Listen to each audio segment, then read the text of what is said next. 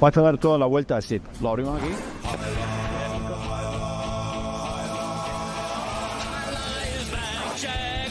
Time for the fastest moving sport. We're so damn excited to get back to the Battlecourt. Step on the concha. Your sister launches a chick-chack. And the Cyclones gear up for the attack. Highlight is back, Jack. When the Warriors are running through, pick up the phone and call Manu. When the Renegades are moving in, the Cyclones will step up and win. When the fronton is getting packed, that's how you know that Highlight is back, Jack. Let me hear you say, Highlight is back, Jack. The Lotus flying through the air. I genuinely like this sport. So we better see you there when they remate. Rebote like a maniac. If you say this game's the best, I'll say it's a gag. Highlight is back, Jack. For my rotator cuff, so please be gentle. Highlight is back, Jack. Highlight is back.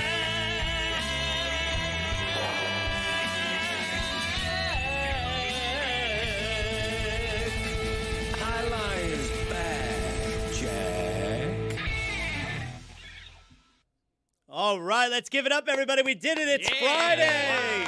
All right. The weekend is here. We did it, everybody. We made it through the week. How about that? All right. Which one? Mortal Kombat or Battlecourt? What are we starting with? I mean, something happened at Mortal Kombat that it defies logic. So I mentioned yesterday, Mortal Kombat. Movies now come out on Thursdays, all right? Movies used to come out on Fridays. Movies now come out on, and then it was like, all right, we'll do Thursday at midnight because that's technically Friday, Now they just come out Thursday afternoon. Movies come out Thursday afternoon. And Mortal Kombat 2 came out yesterday. Mike Ryan and his crew have had tickets for this movie for a little while now. I buy tickets in advance for Devil Wears Prada. Mike buys tickets in advance for Mortal Kombat. So you went yesterday, and not only did you go yesterday, but you told us you saw it in 4DX, which is the seats that they move around, and I almost fell when I went. I saw the Buzz Lightyear movie in 4DX. You went and saw 4DX Mortal Kombat yesterday. Yes, we felt every punch, and there were a lot of punches. The movie was really fun. We went with a crew of 6 of us. We had an excellent time down in K-Town. Kendall Village was amazing. So the movie was fun? Yeah, it was fun. And we had the 4DX, which I was a little worried about. Better than the first one? Yeah, okay. certainly. All right. And so we were having a good time, and we're moving around. You're doing the thing, spilling your drinks and whatnot. And word got to me, because I'm at one end. Amin was in our crew. Amin was on the other end. Amin fell asleep. Oh, no. What do you mean fell asleep? He fell asleep, and that's not great for Mortal Kombat 2, I guess. He wasn't like that big of a fan. But it was incredible because I don't know how he fell asleep in these chairs because they're moving constantly. You're just flopping around? No, you're flopping like a fish? It makes everybody feel self-conscious about their belly because you're moving around. Everybody had on underpants though, right?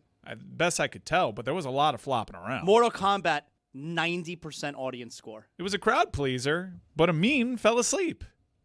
So, a couple things. Number one, this has been going on for a few years now. I go to the movies. Sleeping? If I go to the movies, I'm going to get the best nap of my life. It's not, I'm fighting it, but I'll fall asleep in the middle. I'll wake up, and when I wake up, it's like, that was amazing. It was worth every minute that I missed of the movie is that nap, right? It's such a dad. I used to get mad at my dad when we would go to movies and he'd fall asleep. Dad! I used to get mad he'd fall asleep in the movies. So there's that, but then there's an added thing I think that Mike is not paying attention to. And he says, oh, how could you fall asleep in this 4DX movie? Because it does shake and you can feel kicks in your back and stuff like that. Who needs that? Was it like a massage chair effect? That's what I gather, right? That's how you would fall asleep. No, it actually has a lot to do with the amount of travel I do for my job. And because I'm used to being on seats in shaky environments and just being like, whatever. And booze. Yeah, did alcohol play a role? No, I mean, I would have fallen asleep anyway. But I'll tell you that's what kept me up for a little bit, because the sloshing of the liquid in my stomach was so weird. And then at one point I was like, I got to go to the bathroom. Now, that's one thing I hate doing. I don't mind missing parts of the movie because I took a nap. I abhor missing parts of a movie because I have to go take a leak. I'm like, grow up. But it was like, it was too much. The seats are kind of uncomfortable, and not even kinda. Like, my butt was hurting by the end, and it's not because it's moving around all that much. It's a pretty stiff seat. Very firm. Seat.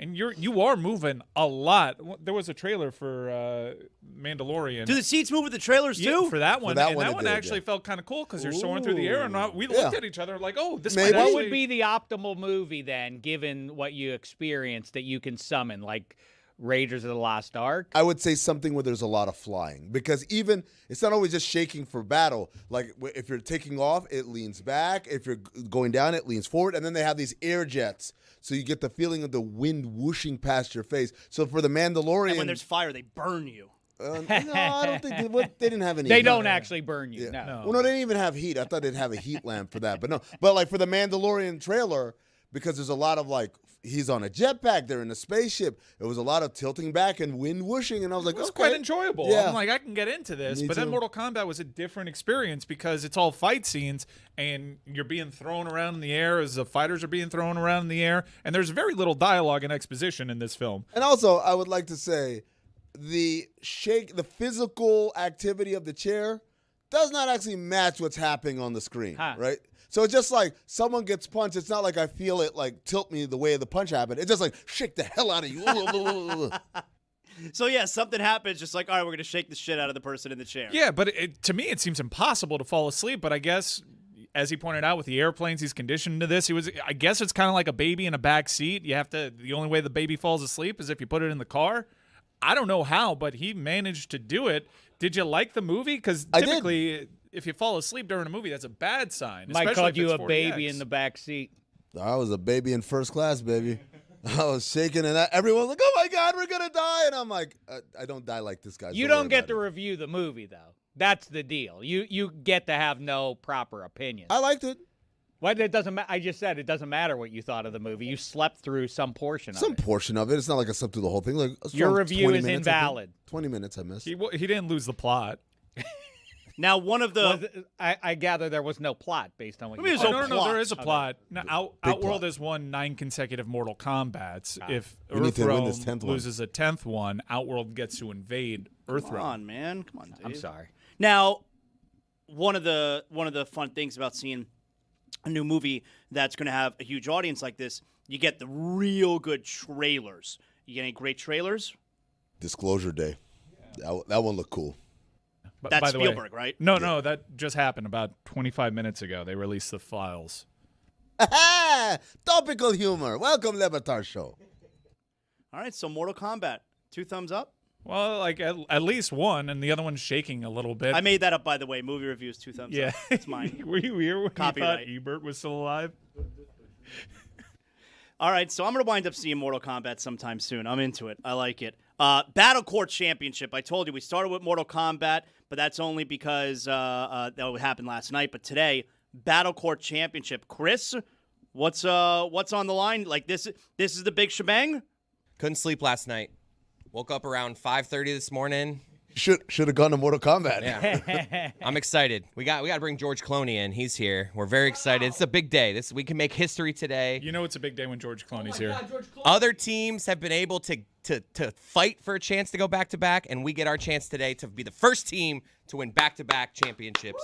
Look, there he Very is. excited. I don't want to get ahead of ourselves as George Clooney enters the studio, but I pitched something to Mike that if you guys win, you got to get T-shirts made out that say, Episode 2, Attack of the Clones. Because you won 2 in a row. Yeah. Now, correct me if I'm like, how unlikely has this run been for the Clones? Because I don't know, it was like a month ago. We were watching the match here. You were mother effing everybody and threatening to fire people.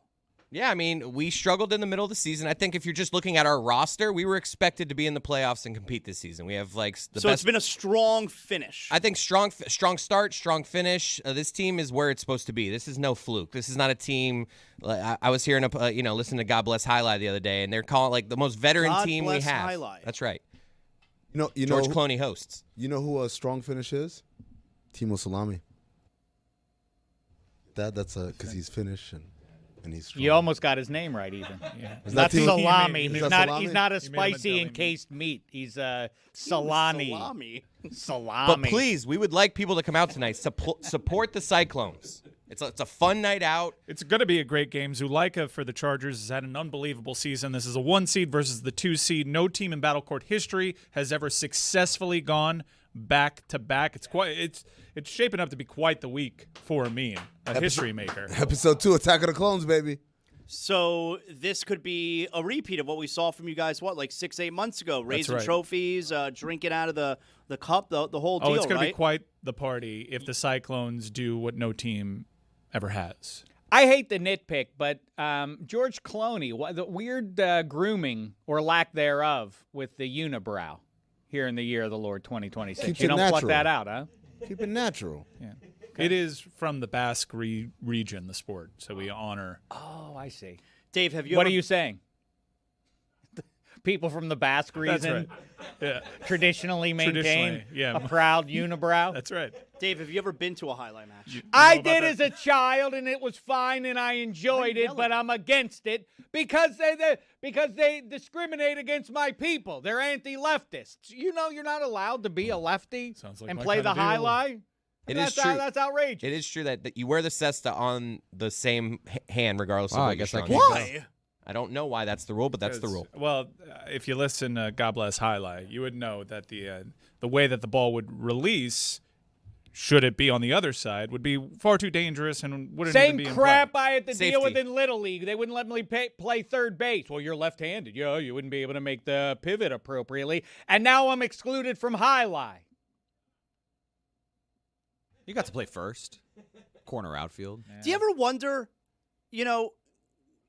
if you're a righty, it's impossible to do things with your left hand. Like, you can't do anything. I can do something. Like, this is a stupid hand, all right, if you're a stranger. righty.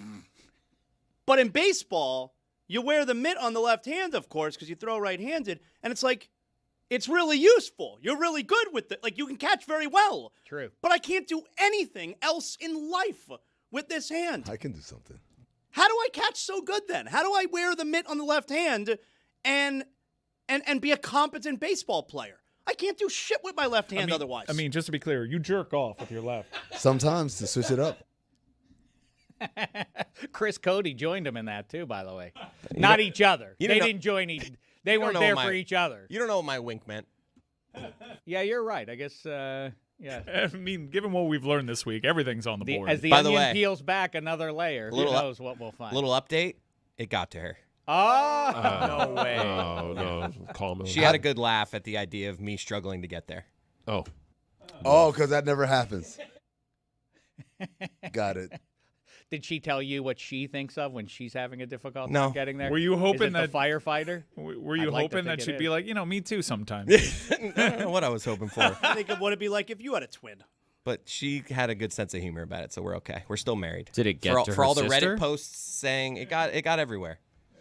It got around. I want to know. My mother-in-law knows. Like you. I mean, it has something to do with the personalities involved, but Zaz, who should be the most offended in this entire thing?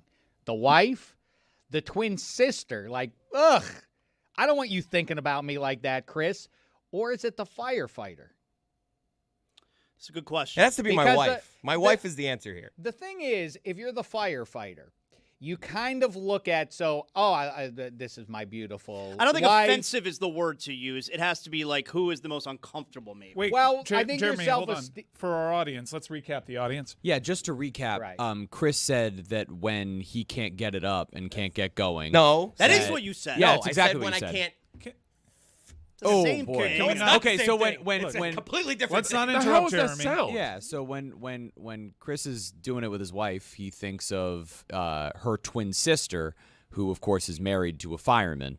That is the context that is necessary here for this story about Chris, who thinks of his wife's twin sister when he's having sex. I mean, in reality, that should be a compliment because you're thinking essentially of your wife. They look identical. Mm-hmm. Yeah, so super compliment for sure. So glad we got back here. It feels like a compliment, but it's weird because normally, like if you're going to think of something that's like taboo, you would want to think of some strange. You're not going to think of the exact same thing.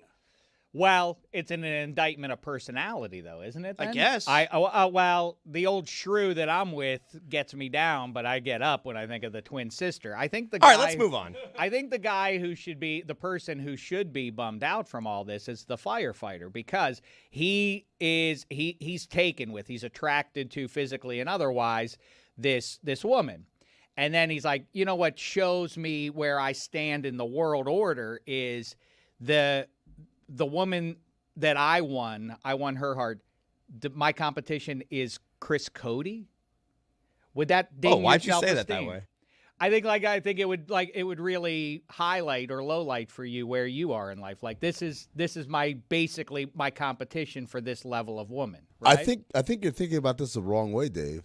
I think because Chris revealed to us that he shared this information with his brother-in-law at bowling the other night. And I was thinking about it. It's like, what if he had been like, no way, me too, bro. I do High five. Thing. Isn't it wild and crazy? We're married to women that look exactly alike. When you're really drunk, right? Yeah. Is she the right twin or the left twin? I mean, if you said like there's someone else in the picture. I just started dating a beautiful woman. There's another guy in the picture, though, you should know. Like, oh, who is he? Well, you may have seen him in a movie. He's Brad Pitt. That would make my self-esteem soar, that's what I'm competing against. You understand? Now you're the firefighter, and basically your competition is Chris Cody, and I don't know how that makes Well, you he feel. has to live with that. When you're married to twins, like you have this like, oh, we're in the same boat here. We're married to twins. In the same boat, bro, me and you. Yeah. That's how So I the feel like firefighter he's talk. already thought this thought, I think, of like this is. That's how the firefighter talk. And he doesn't look like the guy they keep showing on the screen, okay?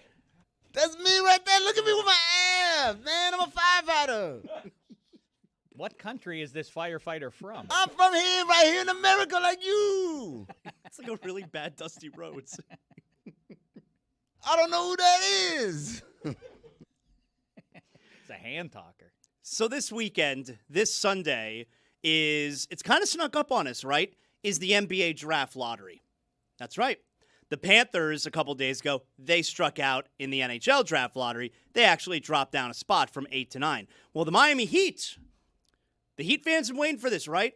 It's been 4 straight years, the 3 previous years of being a play-in team. Every single year, the Heat fan, a good portion of them, wants the Heat to miss the playoffs so they can get a lottery pick. And now, finally, after the 4th consecutive year of being a play-in, the Heat, they are in the lottery. The Heat have not been in the lottery since 2019, right? 2019, that's got to be the last time.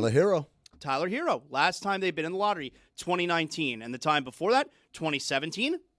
Bam Adebayo. That's right. Ooh, let's keep playing this game. 2015. Justice Winslow. How about, good for you, Amin. Do you think you can keep going? 2009. Beasley. No, that's 2009 was. I don't know that one. That's because they made the playoffs. 2008, you're right, Michael Beasley. That's an excellent job out of you. Wow, that is all right, impressive. good job, Amin. So the Heat are in the draft lottery this week. I think they have like a 5%, a little less than 5% chance of getting the number 1 overall pick. So is there a chance, every year, like last year, for instance, the Mavericks got Cooper Flag. Oh, it's rigged. Adam Silver gave it to them because they gave the Lakers Luka Doncic. They owed the Mavericks. Wouldn't you say that maybe the NBA owes the Heat a little something for the Charlotte Hornets Terry Rozier fiasco? Hey, you know what? You didn't sue the league. You didn't make a public mess. You didn't. Pat Riley had an opportunity to really say something last week, and he kind of took the high road. Maybe the league, they now reward the Miami Heat with the top pick in the draft. How you load that? I love that, man. I love that too, man. At the core of every great conspiracy has to be a good story. If you're not a good storyteller, you can't be a conspiracy theorist. So, for example, the New Orleans Pelicans win the draft lottery. The number 1 overall pick is going to be Zion Williamson. Well, why'd they get it? Because they had to give Anthony Davis up to the basketball gods to Los Angeles. That's the payback. And Anthony Davis was a Pelican. Why? Because he was the number 1 overall pick because they tried to trade Chris Paul to the Lakers, and then they turn it around and say, here you go. And this is the way it works. You need a great story, Dave Damashek, in order for the conspiracy to grab legs. Now, before that, you guys were like, don't they owe the Heat because they haven't been in the lottery? I'm like, that's a terrible story. No one's going to believe that one. But when you turn it into the Heat were wronged, they got wronged by the league in the Terry Rozier fiasco, and all they got back was a measly second-round pick. As Ira Winderman pointed out, wait a second, you guys gave up a first-round pick. Why is it settlement a second-round pick? And Pat Riley in his eminent wisdom said, hey, we didn't negotiate that. The league negotiated that with the Hornets, so we don't have any say on that. But we're going to have to move on. You know why he's moving on? Because the fix is already in, ladies and gentlemen. We got ourselves not 4, not 3, not 2, the number 1 overall pick will be the Miami Heat on Sunday. I mean, fascinating conspiracy theory, but most good stories require a great star. Who is the guy? Who is there? There's not really a Cooper Flag, is there? Well, some people would argue there might be multiple Cooper Flags in this draft. How about AJ DeBansa, right? From BYU. How about from Kansas? Darren Peterson. What if we go down to, a place in Raleigh-Durham area called Duke University where a certain someone... You know about Duke University? Heard of it. A certain someone who is an alum of a certain local high school here in South Florida, maybe a Boozer will be a Miami Heat player. Who knows? There's all of these great players in the draft. This year. This is why the tanking was so bad this year, because everyone's like, I got to get me one of these kids. So not only do the Heat have a good story for being rewarded with the number 1 overall pick because they were screwed by the Hornets and the league in losing their pick next year, but the Heat also are a good story for the league to prop up in front of everybody in a year that tanking was rampant. Here's a team who never tanks, and they never will tank. And they just won the draft lottery. This shows tanking doesn't work. Your third eye is wide open, and because your head is so big, your third eye must be also massive. It's got a lot of real estate right there. But yes, this is it, Dave Damashek. You need a great story and a great protagonist, and that's exactly the part. It's like most people are like, ew, the Miami Heat. But no, if the great villain in our story is tanking, then the hero is Pat Riley. Hero's team. I like that. Also, I like that Zaslo's third eye kind of pokes out through that little space in his backwards hat. It's right here. Who is, if they do get Instead the of number hair coming out, it's an eye. Yeah, I like that. Peyton has his red mark. You have your third eye poking through there. The what is then Amin and Zaz and the gathered group? What would be the correct pick then? To me, probably DeBansa. Really? Yeah. Isn't the guy, though... Either DeBansa or Peterson. Isn't the mistake, even though the risk of, I don't dig him taking himself out of the game and everything else, isn't the guy who has the upside to be an actual superstar, the Kansas kid? Right, Peterson, yeah. Isn't he the one and only, though? I'm not talking about a rotational guy. I'm not talking about a guy who can be a nice piece. I'm talking about the one guy who can be the best player on his team is the Kansas kid, right? Yeah. Mm-hmm. I don't know. A lot of people love DeBansa. He was remarkable at like BYU. Win a title with that guy as your best player. Yeah, kind of like thing. a lot of people are high on him. Mike actually brings up a really good name in Akov. He's a guy that, as a big guard, right, that's where our league is going to, these larger guards that can play either slot. That's my favorite prospect in the draft, actually. But I'm with Amin. I think that the 4 other names that he rattled off are potential all-stars. Yeah, really. It's a great draft. Again, you're right where there's not a Wembanyama. It's probably not even a Cooper Flag. But these are really big names. These are big names, and there's a bunch of them at the top of the draft. We're like, if you don't get the number 1 overall pick, and number 2 or number 3 is still really But good don't this you year. think, again, just the buzz that I have picked up from a distance here, much like Amin sleeping through the movie and hearing what other people had to say about it, the Kansas kid is the one who can fill it up in a way that very few human beings in the last quarter century have been able to. He can get a bucket anytime he wants to. That describes somebody who is an NBA All-Star, right? An essential member. Like, that's the guy you want, I would think.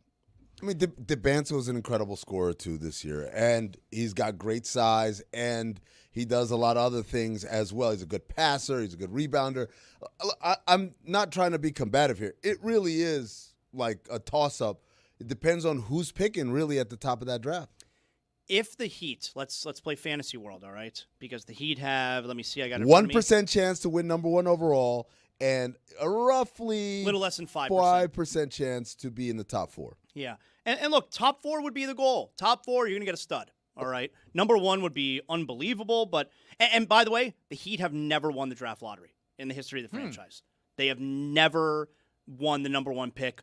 I'm not even sure they've ever won the lottery in terms of being outside the top 3. Now it's top 4, but being outside that top 3 and jumping in to the top 3. I don't think that's even ever happened for the Miami Heat.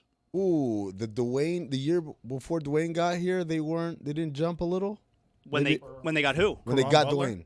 When they got Dwayne, they were number 5. No, but the year before. Who? Where did Karan Butler They've go? never 10. they've never jumped up ever. They've never jumped. moved forward. They've never That's won crazy. the lottery Only in moved any back. form. They've only moved back from 1 to 2, and that was Michael Beasley. And when they selected Steve Smith, they were already in the top 3, and they stayed number 3 overall. Glenn Rice was number 4. Like, the Heat have never, in any capacity, Moved up. had their number drawn. They've never moved up. Yeah, Well, to move up. guess what? Adam Silver, it's on the to-do list. Well, look at that, the third eye coming through for That's the viewer. disgusting. It really is kind You of can't gross expect me to look go at. around in life like that. Brother, that's a good thing, man. Your third eye is wide open. You're part of the Illuminati now. You have a pretty eye. You can't wear fitted caps. That's the only limitation. You got to have the snapback on. I mean, to perpetuate the conspiracy theorizing here, certain leagues want certain teams to do well. It benefits the overall league. Is it important to the NBA that the Miami Heat present as an ongoing relevant franchise? Do they care about the Miami Heat more than? I mean, obviously the Knickerbockers are probably number 1, right? I don't think and so. And Lakers and big metropolises. So this has been one of the funniest things when people complain about big markets, and especially when the Heat signed LeBron and Chris Bosh. Oh, these big markets, and they're like, Miami's actually technically, if you rank 1 through 30, they are in the lower half of the league in terms of media market sizes. It is a small market. I mean, overall media market in the country, they're number 13. So they're probably something like that in the NBA, right? Middle of the pack. They're not a big market. Really? Yeah. It's just because it's a cool area. People associate and affiliate that with, surely they're this massive market. No. They're not. There's a reason why people leave Miami to go pursue entertainment dreams elsewhere. It's because this isn't a big kind of mecca for that kind of stuff. Now, here's the deal. Any other year, any other kind of framing, no. The league does not need the Heat to be good or to be rewarded in any way. But when you say our villain, our Thanos, is tanking, well, this is Captain America right here, right across the street. That's right. Dude, I'm fired up. Right? I didn't think think you're there was right. We got some even things a working chance. in our favor and you here. are right now convincing me this is going to happen, even though I've got to be honest. Oh, it'd be so good. There's a little part of me emotionally because this whole group has been caping up for Don't the say something idea stupid. of tanking for the last He's few about to say years. something stupid. That there's just like a 1% part of me, the same percent chance that the Heat actually get the number 1 pick. That's like, man, I kind of hope they don't move because then I'm gonna have to eat it. And just selfishly, I don't want to deal with that. That's stupid. I told you to go say But I just had to say it out loud, and now I don't feel it anymore. I feel like Weight off my chest. I've said this before. I'll say it again. I am wired to be the guy who would not want to have the first overall pick if there are 2 good options You on want the board. someone else to make the decision for That's you? right. That's right. Then you can't blame me. Like the worst outcome is you're the Chargers and you get Ryan Leaf. Then that's bad. But at least you can say, well, what else was I supposed to do? They took Peyton. I had no other choice but to take this guy. And I would rather be the one I always refer back to. Roy will know what I'm talking about. Back in, 1990, the great draft with, I think, 3 or 4 Hall of Famers drafted in the first 5, there were 5 juicy names. The 5th was Jaromir Jagr. He fell to the Penguins at number 5. 4 other teams could have taken Jagr. Instead, they took the likes of Rod Brind'Amour, who was good, but he wasn't as good as Jaromir Jagr. That helped shape my opinion, Zaz. Well, it sounds like, Zaz, you need that cuck ottoman next to your cuck chair so that he can sit there. Right. You're a cuck, Mr. Damashek. A draft cuck. You want someone else to be doing the action while you sit there and watch. Hey, in this market, what happens when you say, someone else get number 1, I'll be number 2. They get Derrick Rose, and you get Michael Beasley. Yeah, but you can't fire me if it's not my fault. Like, well, I didn't have anything to do. They took the guy who I was going to take, obviously, boss. What did you want me to do? They took Sam Bowie. Well, I guess we now have to take Michael Jordan. What are we left with? See how it works? If the Heat were to win the draft lottery, or even get number 2 overall, number 1, number 2 overall, they would, if they wanted, they would be a lock to get Giannis Antetokounmpo if they get number 1 or number 2. You can have him, okay? Like the Bucks will take whatever your offer is if you then include the number 1 or number 2 overall pick. That's for sure. My question, go ahead. So this is what I like to call the Family Guy mystery box thing, which is like a boat's a boat, but a mystery box could be anything. Hell, it could be a boat, right? So you're saying like, Giannis is Giannis. Yep. But the draft pick could be an incredible, inspirational talent. He could be as good as Giannis. And it's like, well, what do? Do you take the Giannis that's already here and guaranteed, or do you take the hope that this guy can become Giannis? I think if the Heat got the number 1 overall pick, even the number 2 overall pick, I would definitely not trade that for Giannis Antetokounmpo. Amen. Absolutely not. And you know what? I don't think that they would. Because here's the thing, Mike. Apparently, they were the last team standing, right?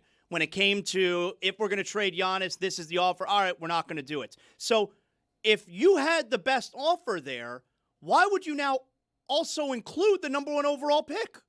I think we have to be really smart about this. Any of the 4 names that Amin mentioned, I'd rather have for the next 3 years in Miami than Giannis. Any of them. You have to be smart about this. Put that on the record.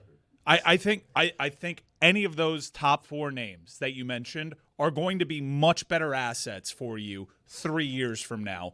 I honestly look at what happened with Giannis this year. You could argue his body's already breaking down, and his game is so highly dependent on his physical attributes. I think there's no way you do it. That's the key. I'm totally with you. He's a dynamic player, and he's 30. These players, they kind of fall off a cliff. Russell Westbrook was a different type of player, but he was so reliant on his physical gifts, and unlike Dwayne Wade, he didn't have enough other aspects of his game to age with grace. I don't think Giannis can age with grace. Defensively, yes, absolutely. He's always going to have a place in the NBA, but this talisman that you can win a championship with, that they're going to be fouling every 5 seconds because he has glaring holes in his game. I think it'd be a mistake. I think you're right. I would take any of those 4 names. Let's be smart. I think the way to look at it is like this. Number 1, I think actually Giannis' game will age better than most other players because he's still big. Yeah. He's just large. Oh, he's going to be a defensive force provided he's still out there. And he'll still be able to just finish around the rim and do all those things. I think the big thing here is the ultimate question I was talking about the other day.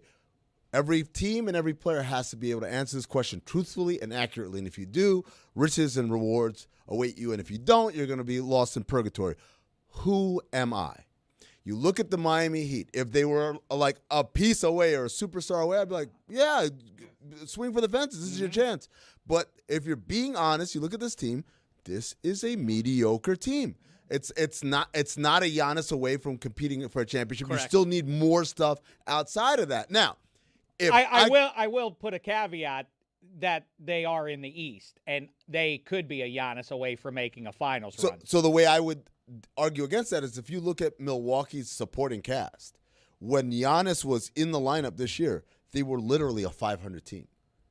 And I get it, Bam's better than anybody on their team, but once you get past Bam, there's a bunch of dudes like, oh, he could have been here, he could have been there. He's got Rollins, could have been here, could have been there. That is part of the reason they have all this flexibility, though. Like that was why they set up for having flexibility not just this year but next year as well, because they were looking at all of these free agents that were going to be available next year, using that space as, a space to trade those massive contracts into and then build a different roster around it. You have all of these guys, Norman Powell, who's a free agent, Andrew Wiggins and Tyler Hero, who will be on one-year contracts that you can move for the proper supporting pieces. And also, this is like, we're talking about if they were to jump into the top 4.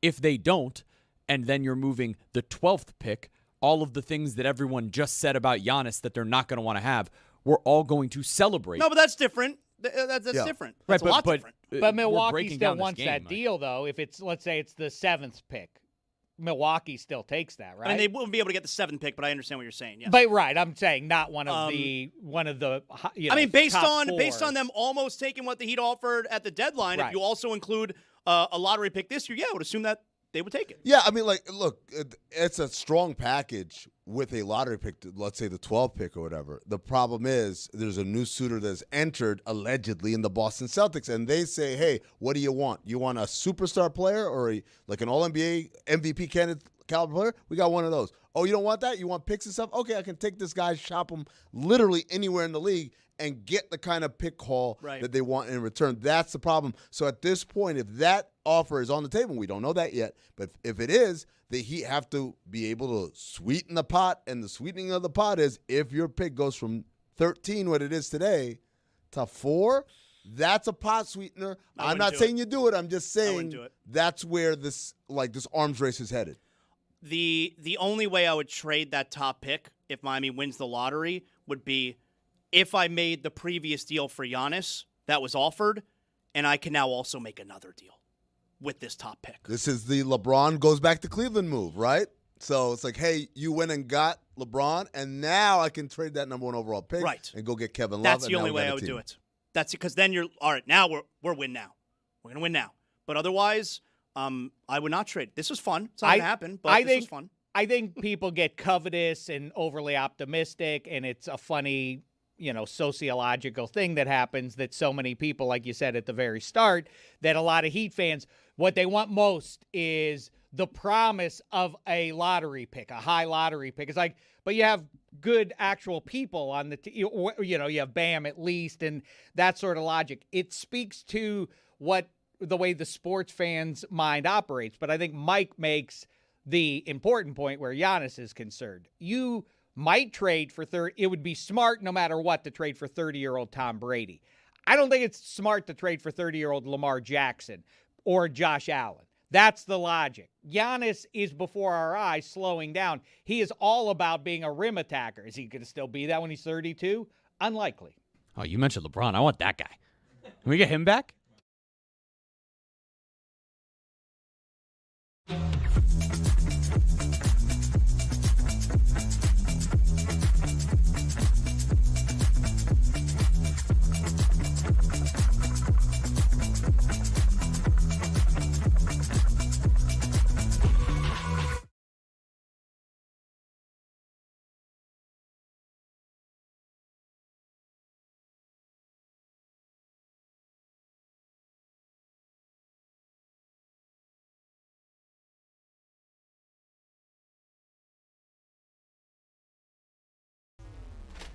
The press box has changed. But Mike said it best. The press box has changed. I mean, seriously, get over yourself. We're going to talk during the post game. Tim Reynolds, enough. I mean, enough. I mean, seriously. you just got to know when You're the not allowed to cheer in the press box. Did you know that? Well, I did. They were cheering for Will Manso. I think that's allowed. And Goldie. If the Dan Le Batard Show comes to a hockey press box, hilarity is going to ensue. They're going to yell at Will Manso for 7 minutes, and you're probably going to have to go to a stairwell to write, man. If it was 7 minutes, I'd get it. It was is what 7 it is. seconds. Exactly. I mean, David, everyone else was saying hi. They were enjoying the show. They were laughing at us. But one guy is still clutching on to his newspaper deadline. I'm a little and it's disappointed. Tim Reynolds.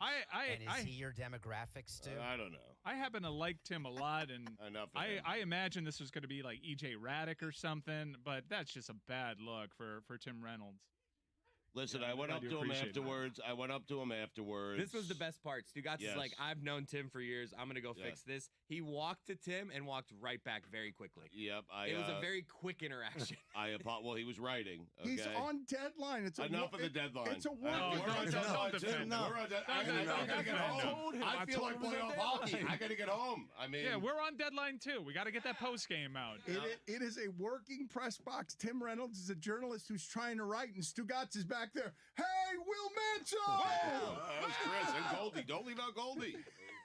We're on deadline too. They're going to kick us out of that press box a lot sooner than they'll kick out Tim Reynolds, who's just typing away. That's just Those writers had their game stories done before the end of the Precisely. Game. Yeah, a good writer, right?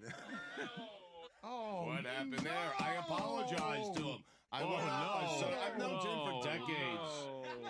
I mean, Cody was done. He was out of there. I mean, you know.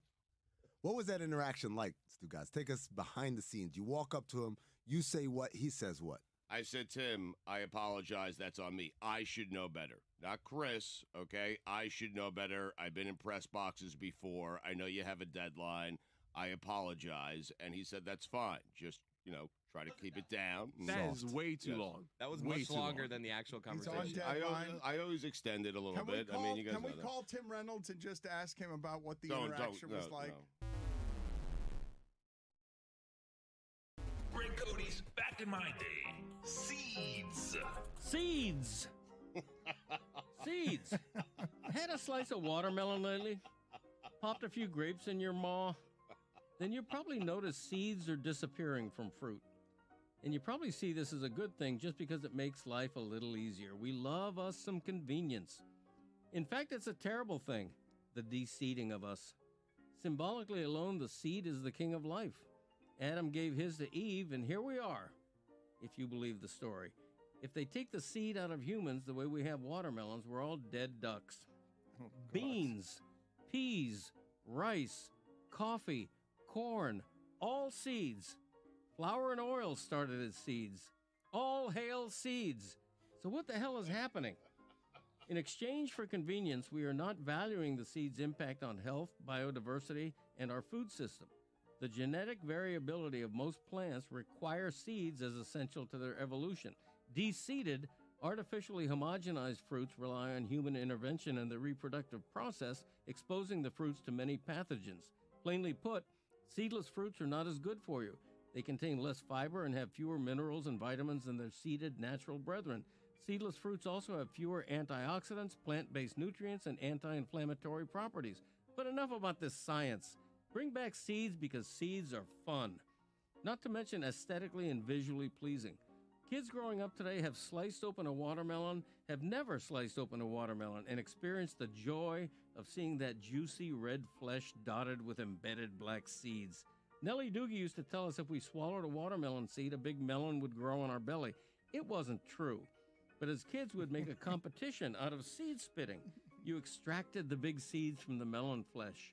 Tongue only, never fingers or a utensil, and you'd see who could project a seed the farthest. Every summer we did that. This was before video games, kids. Made our own games and toys. Flew a kite, kicked a can, spit a seed. Grapes were the real challenge because the seeds were so much smaller. We'd both pop a grape in our mouth, tongue moving, jaws in action, and whoever could spit out 3 seeds onto the table the fastest won. To this day, I carve real pumpkins and eschew the prefab foam and plastic fakes, mainly for the treasure trove of seeds inside. Hundreds and hundreds of them waiting to be scraped out, cleaned, and roasted in the oven to become delicious natural snacks. Respect, worship, and bring back the seeds. I need a t-shirt that says convenience is overrated. Insist to your local grocer that you'll take your watermelon seeded, please, and the grapes too. I'm Greg Cody, and that's how it was back in my day. Yep. Journalism is dead.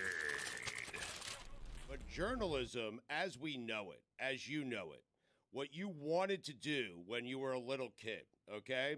It has changed. It has. It's changed, okay? You're not wrong. Stephen A. Smith is not wrong. You have to adapt sometimes, okay? Because the game has changed, your priorities have shifted.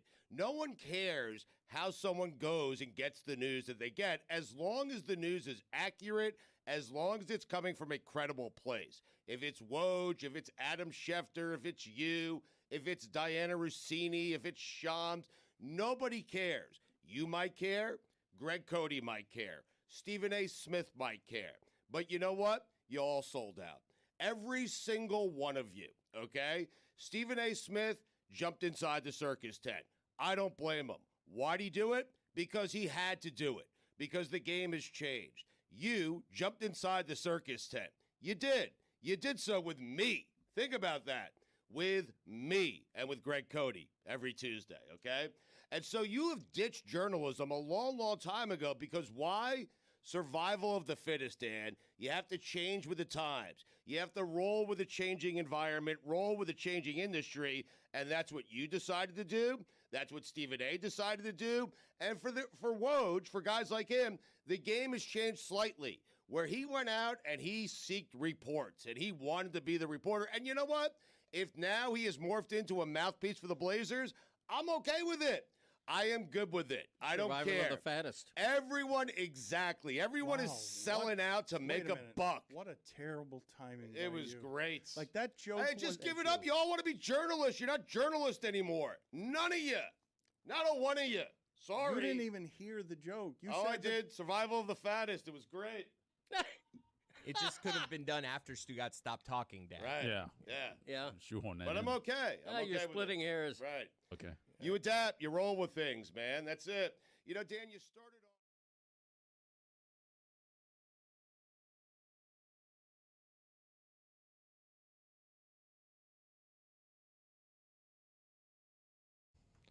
This episode of the Dan Le Batard Show is presented by DraftKings.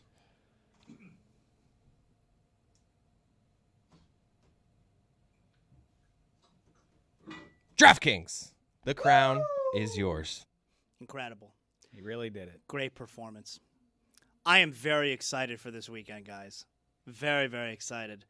We are hopping in the Zaslow Mobile this afternoon.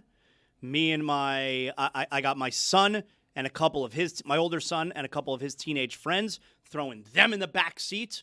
And me and my younger son, we're in the front seat. I'm driving, Dave. I'm not What sure. a dad he is. That's I was all. putting Pat down. yourself on the back. Let no modesty here. This is a dad. Now, if the Heat and or Panthers were playing on Saturday night, I don't know if you'd still be making this trip. But either way, he's to be hailed. What a dad you are. Driving these I'm taking the these older punks one all over Florida. and his friends. We're going to Orlando today. I'm dropping them at Rolling Loud. That's like the world's biggest hip-hop festival, all right? I don't know who's performing, but they're into it. My son loves rap. So they're going to Rolling Loud the whole weekend. And then tomorrow, they're staying in Orlando. And me and my younger one, we're making the trek a little bit west. We're going to Tampa. WWE Backlash. We're going to be sitting ringside. We'll be right there for Ringside? Hell yeah, dog. You got that kind of juice? Come on, Wait, son. did you cash those bonds? It's funny that you say that. I have not cashed them yet. I have my wife every other week. My wasn't the wife's like, plan? "When are you going to cash these? When are you going to cash these?" Wasn't the plan to have that cover your John Cena trip? Yes. Somehow I still managed to cover it, but I have those bonds, the stocks and bonds. They're right there on the counter. I just haven't gone to the bank. Wow. You got to go to the bank. When's the last time you walked into a bank? That's the problem, Years. right? Just for an ATM. That's the problem. Just for an ATM. No, but I is got to all. go in and I got to give them the stuff. Like, that's the problem. What a big week today, tomorrow, Saturday. So that's right. Very big week today, tomorrow. Going to WWE Backlash tomorrow. You're and I'm going to get very in the excited. car. You could just put your feet up in the mansion, but instead you're going to drive, 3 hours? Yeah, 3 hours today. And To then, Orlando. Yeah, and it's like 90 minutes from Orlando to Tampa tomorrow. By the way, to the people in Orlando who hit me up on social media and otherwise, I was not attempting to offend you. I was just asking questions as an outsider to your lovely state. Now, Orlando, and then you will continue your journey to Tampa. Yeah, which is another 2 hours from Orlando. Yeah. 90 minutes. Driving here, there, and everywhere, and it makes you a great dad to do that. With the key detail is it's not just your boys; it's their pals. Yeah, which is a handful. I also think that these are things you enjoy, right? I mean, you said you don't care about the hip hop, and notably, you're not going to be at the hip hop, but you do care about the WWE very much. So there's something in it for you. There's a carrot for Zaslow. Absolutely. My younger one, he comes to all the WWE shows with me. He loves it too. So it's not a completely selfless act. No, I love it. I'm going to the thing that I love, and I love going and experiencing it with my son. You have Zaslow because you're a very guy sort of guy. I guess. You don't have girls. Say thank you to that. No, I don't have any girls. I don't know. Like, I've never thought about it. If I had a girl, you don't get to be a girl dad. Yeah, all right, whatever. Like, I'm all right. It's a very special thing. It's an honor, actually. Or so we're told. I'm one of them. Repeatedly. Oh, my God. Dude, I hope we all have we should have all worn our T-shirts, right? And our caps and everything to let the world know that in a 50-50 proposition. Damn, why'd they cut to Roy? In which you were a relatively passive participant in the creation of, you probably didn't do that. You didn't do. Oh, my participation was quite powerful as usual. But we provide the surprisingly so vigorous lovemaker. But that's not what we're talking about. So coin flip, it went one way, and now you're a hero for that? Are you the hero? Well, everyone here's a girl dad except me, right? Because you care about because you go the extra mile. You're just bitter because you have more boys than girls. No. Not everybody here is a girl dad. Dave, he has a daughter, but he's not a girl dad. I have 2 boys and I have 2 girls. So you're saying I am a girl dad. No, you're not a girl dad. Vigorous love. You're just a dad. You object to the idea of it being like something that's to be celebrated. Well, it's a little like Chris Rock described something else, like a pretty low expectation having mother effer if that's the big achievement in your life is that biology came up heads or tails, however you regard. It's the best thing I've ever done, Dave. It's a real. Who were you thinking of when you did it? Real. I don't know. There is something to what you're saying where, all right, like girl dad just means that you're being a good dad. Right. You're being a dad. No. You're being a dad exclusively to a girl, which is, ever since Kobe. Extra special. No. You can carve that out, Mike. If you're just doing one-on-one and you're going to your daughter as I do, like, I'll take her to ballet. Or you are awesome. Wait, you're almost girl dad material. What a hero. I hate to pat myself on the back like this, but a couple of Saturdays ago, there was a relatively early morning performance. She plays violin in her school band, and they had a performance in downtown L.A. So I took her, no mother, just me, my little girl, my angel. We went down there, and I watched her play the violin, and then afterwards we got some food together. Hero, proud girl dad. Where did you go? The pantry? I think. Were you able to emotionally connect with the girl? We talked about. I'm sitting there and I'm like, can you imagine 20-year-old Dave talking to this girl about the thing she was interested in? I mean, I love being a girl dad. You might be a girl dad. Can I tell you, so I don't have any daughters. I have 2 boys, which the Zaslows, that's not a surprise because the Zaslows have not produced a female in over 100 years. That sounds. That's true. 100 it's years. True. Explain what you mean by this, because what you You're just said exaggerating. cannot be Not a cousin. in fact true. Not an uncle. It's a weird. Well, nope, not an uncle because that would be an aunt. Yeah, it is it's a weird thing. We don't produce females. There has not been a female Zaslow in over 100 years. Impossible. On our family tree, that we don't have females. We don't produce females. Yeah, like I have an aunt. My Aunt Blanche. We don't make Blanches anymore. 104 years of age. Well, no, she died a while ago, but she was born. You feel good, Dave? She was born early like in the maybe like 1915. Oh, like Nellie Doogie. So she was the last female Zaslow.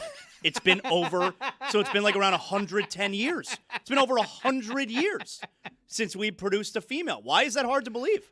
Did that make you want to have another kid just to give another crack at it? No, I don't care. Oh. No, I kind of hope he my prefers cousins, it this way. because my cousins are an age where they're having kids. I kind of hope one of them has a girl, but right now we've struck out because one of my cousins, he's already had 2 boys. Like, again, we only do boys. It's like flipping a coin and coming up heads every single time. That's exactly right. And I legitimately think that I would, were I you or someone in your family, I might go to a doctor, to an OBGYN or whoever studies such things and say, is something wrong with my sperm, with my family's sperm? I figured it out. The Zaslows are missionary men.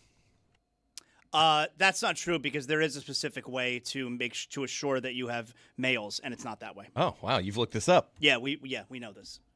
It's not like that. Oh, what is a family secret handed down through the generations. Whatever, I don't want to be Jonathan, one day when you are ready to sire, make sure you do it doggy style. Give us the tools of the trade. I don't want to be crude, but there is a way I'm to telling guarantee. you, if doggy style was the way, we'd have all boys. Well, in my family, that's the way. Wait, that somehow, Wow. amidst this entire conversation, You don't want to look your somehow wife in the Chris eye? Cody. That's Chris somehow Cody worse crossed than the line. anything you've said. I this had a week. girl. I switch it up. Zaslow style. It's been How over many- 100 years. What is? But okay, how many at bats have there been that has Okay. yielded a batting average of 0? Okay, for I the told you. Zaslow clan for a century. Okay, I told you, my aunt, this is over 100 years ago, 1915, something like that. Her brother is my grandfather. He had 2 boys, Okay. my father and my uncle. My uncle had 2 boys. My father had 2 boys, one of them me. I had 2 boys. My cousin, my uncle's son, had 2 boys. And here we are. Man, It's been over 100 Those years. bar mitzvahs must be the worst sausage parties of all time. I mean, geez, Louise. Well, like the family members, we marry women, and so there are women there. It's not an entire go to a party Zaslow of men. family reunion. You ever seen the SNL of the Sandler party? That's how I imagine the Zaslow party. Yeah! All with backwards hats. Awesome. Awesome to see you. Awesome. Yeah. We haven't had a girl in over 100 years. You know about that missionary? I don't. I don't even know how to go. That's how it's done. What's the spread? Thai food in unison. Thai food. This is bizarre, and I think there may be a sneaky medical problem that you're having. I don't know if it's There's a no problem. problem. Oh, so you don't like girls. So I guess good thing he isn't a girl dad. He isn't equipped to handle it, apparently. 2 things we know. They're all boys and they're all cucks. Yep, that's right. How dare I told you about The entire bloodline? There's something weird about, like, the Zaslow clan needs to get with Chris Cody's wife's All clan. right, we can just move on. Bunch of clone girls to go along with the Zaslow Cyclones? men. Go clones. Look at this. It'll be quite a day when that streak is broken. Like I said, over 100 years. I feel sad for you ultimately, Zach, because Whatever. you don't know what it is. You don't know the joy. But I'm doing okay. I know, but you don't know what it is to be I'm a actually girl awesome. dad. To be a hero, I mean, really. to look in the mirror sometimes and go like, what? To be What able the to hell? connect with This one of those? life, this life, I never saw being a girl dad as a part of it, but here we are. I mean, Going poor to Dave. recitals, 8 Can you a.m. believe the thing is, yeah, I have a couple of girls. You know what else? I care about them. Can I say it Wow. again? Hero. Oh, my God. Hero. Yeah. I wish them well, and I enjoy their activities. So last night, what are you laughing at? So last night, James Harden, 3 of 13, 0 for 4 from 3, 10 points, 3 assists, 4 turnovers. Another playoff performance with more turnovers than field goals made and assists in this case. And the Cavaliers, they go down 0-2, losing 107-97 to Detroit. Like, it's obviously a pathetic performance from James Harden. The turnovers are really weird. It's a lot of dribbling. It's a lot of dribbling in front of the defender. The defender just swipes the ball away. Brutal turnover. What was it, a 2-possession game? 5 or 6 points with like 50 seconds left. And he just essentially hands the ball to Asar Thompson, and the game ends in that spot. He's awful in the playoffs. And I almost, he's had his playoff struggles throughout his career, but correct me if I'm wrong, I almost feel like, because we know the regular season is one kind of game and the postseason is another kind of game, and it's almost as if the current age that he's at, the playoff style and not only playing against teams that are good defensively every single night, but also officials officiate the game differently in the postseason. This is not a style of play that he could succeed in anymore. This reminds me a little bit of Clayton Kershaw, where there's almost like the self-fulfilling prophecy of everyone had this reputation for you, whether it was right or not in your prime. And then as you age, you only have less and less success come the postseason. And so in turn, people are reinforcing the idea they have about you. But James Harden is a historic playoff dropper. Like, we talk about playoff risers and playoff droppers. His stats in the postseason, I mean, he's constantly setting records for the worst postseason performances. There are stats all over the internet last night about all of these things that he has continued to do to be terrible. Namely, he's being outplayed by Duncan Robinson in this playoff series. I can't help but think about the Zaslow family reunion looking like a Minions, a scene from the Minions somehow. Oh, wearing overalls? Yeah. I feel like it's at least, we were talking about the optimism of a sports fan, that it's nice to have a young draft pick and you might be willing to give up a known entity in order to get it because of the promise of the future unseen. That's more defensible in my book than going out and getting James Harden. And we talked about this isn't 2020 hindsight. We talked about it when James Harden got, when the Cavs got him. What are you thinking? Well, what do you think? This is exactly right. Clayton Kershaw, Aaron Rodgers, these guys want to control their legacy. You know how big-time athletes love to talk about, I don't care. Legacy talk is for you media people. We don't care about that. We're in the battles. No. You care about your legacy. You just want to control it and write it no matter what the actual facts are. It must be vexing to be James Harden, Aaron Rodgers, Clayton Kershaw, all-time greats, but also you don't get it done when it counts, and they wish that weren't true, and they get angry when you mention it, and they get a chip on the shoulder, but facts are facts. Why did you think James Harden? I remember, I could swear, you were defending this move that, oh no, James Harden. They gave up Darius Garland. Everybody was. I don't want to put that on you, but people were defending. I liked the trade. People were arguing with me in this studio when that happened. Oh no, this is an upgrade. This puts him in a better spot for the play. Based on what? I've seen James Harden's playoff performances his whole career. I think based on Darius Garland's hurt all the time. Right. And we saw what Darius Garland was towards the end of the year. He was good. He wasn't as good as James Harden. The reality is they are where they are in part because of how Harden has played. And also there is an end of the road to this where you played against a better team. And I think what Jeremy did as far as that comp to Clayton Kershaw, I 100% agree because I think Harden is a guy who has had big games. So we talked about this when the Celtics just blew that 3-1 lead, right? The last time the Celtics and the Sixers played was a couple years ago. Harden was still a Sixer. That was a 7-game series. Embiid missed a bunch of time in that series.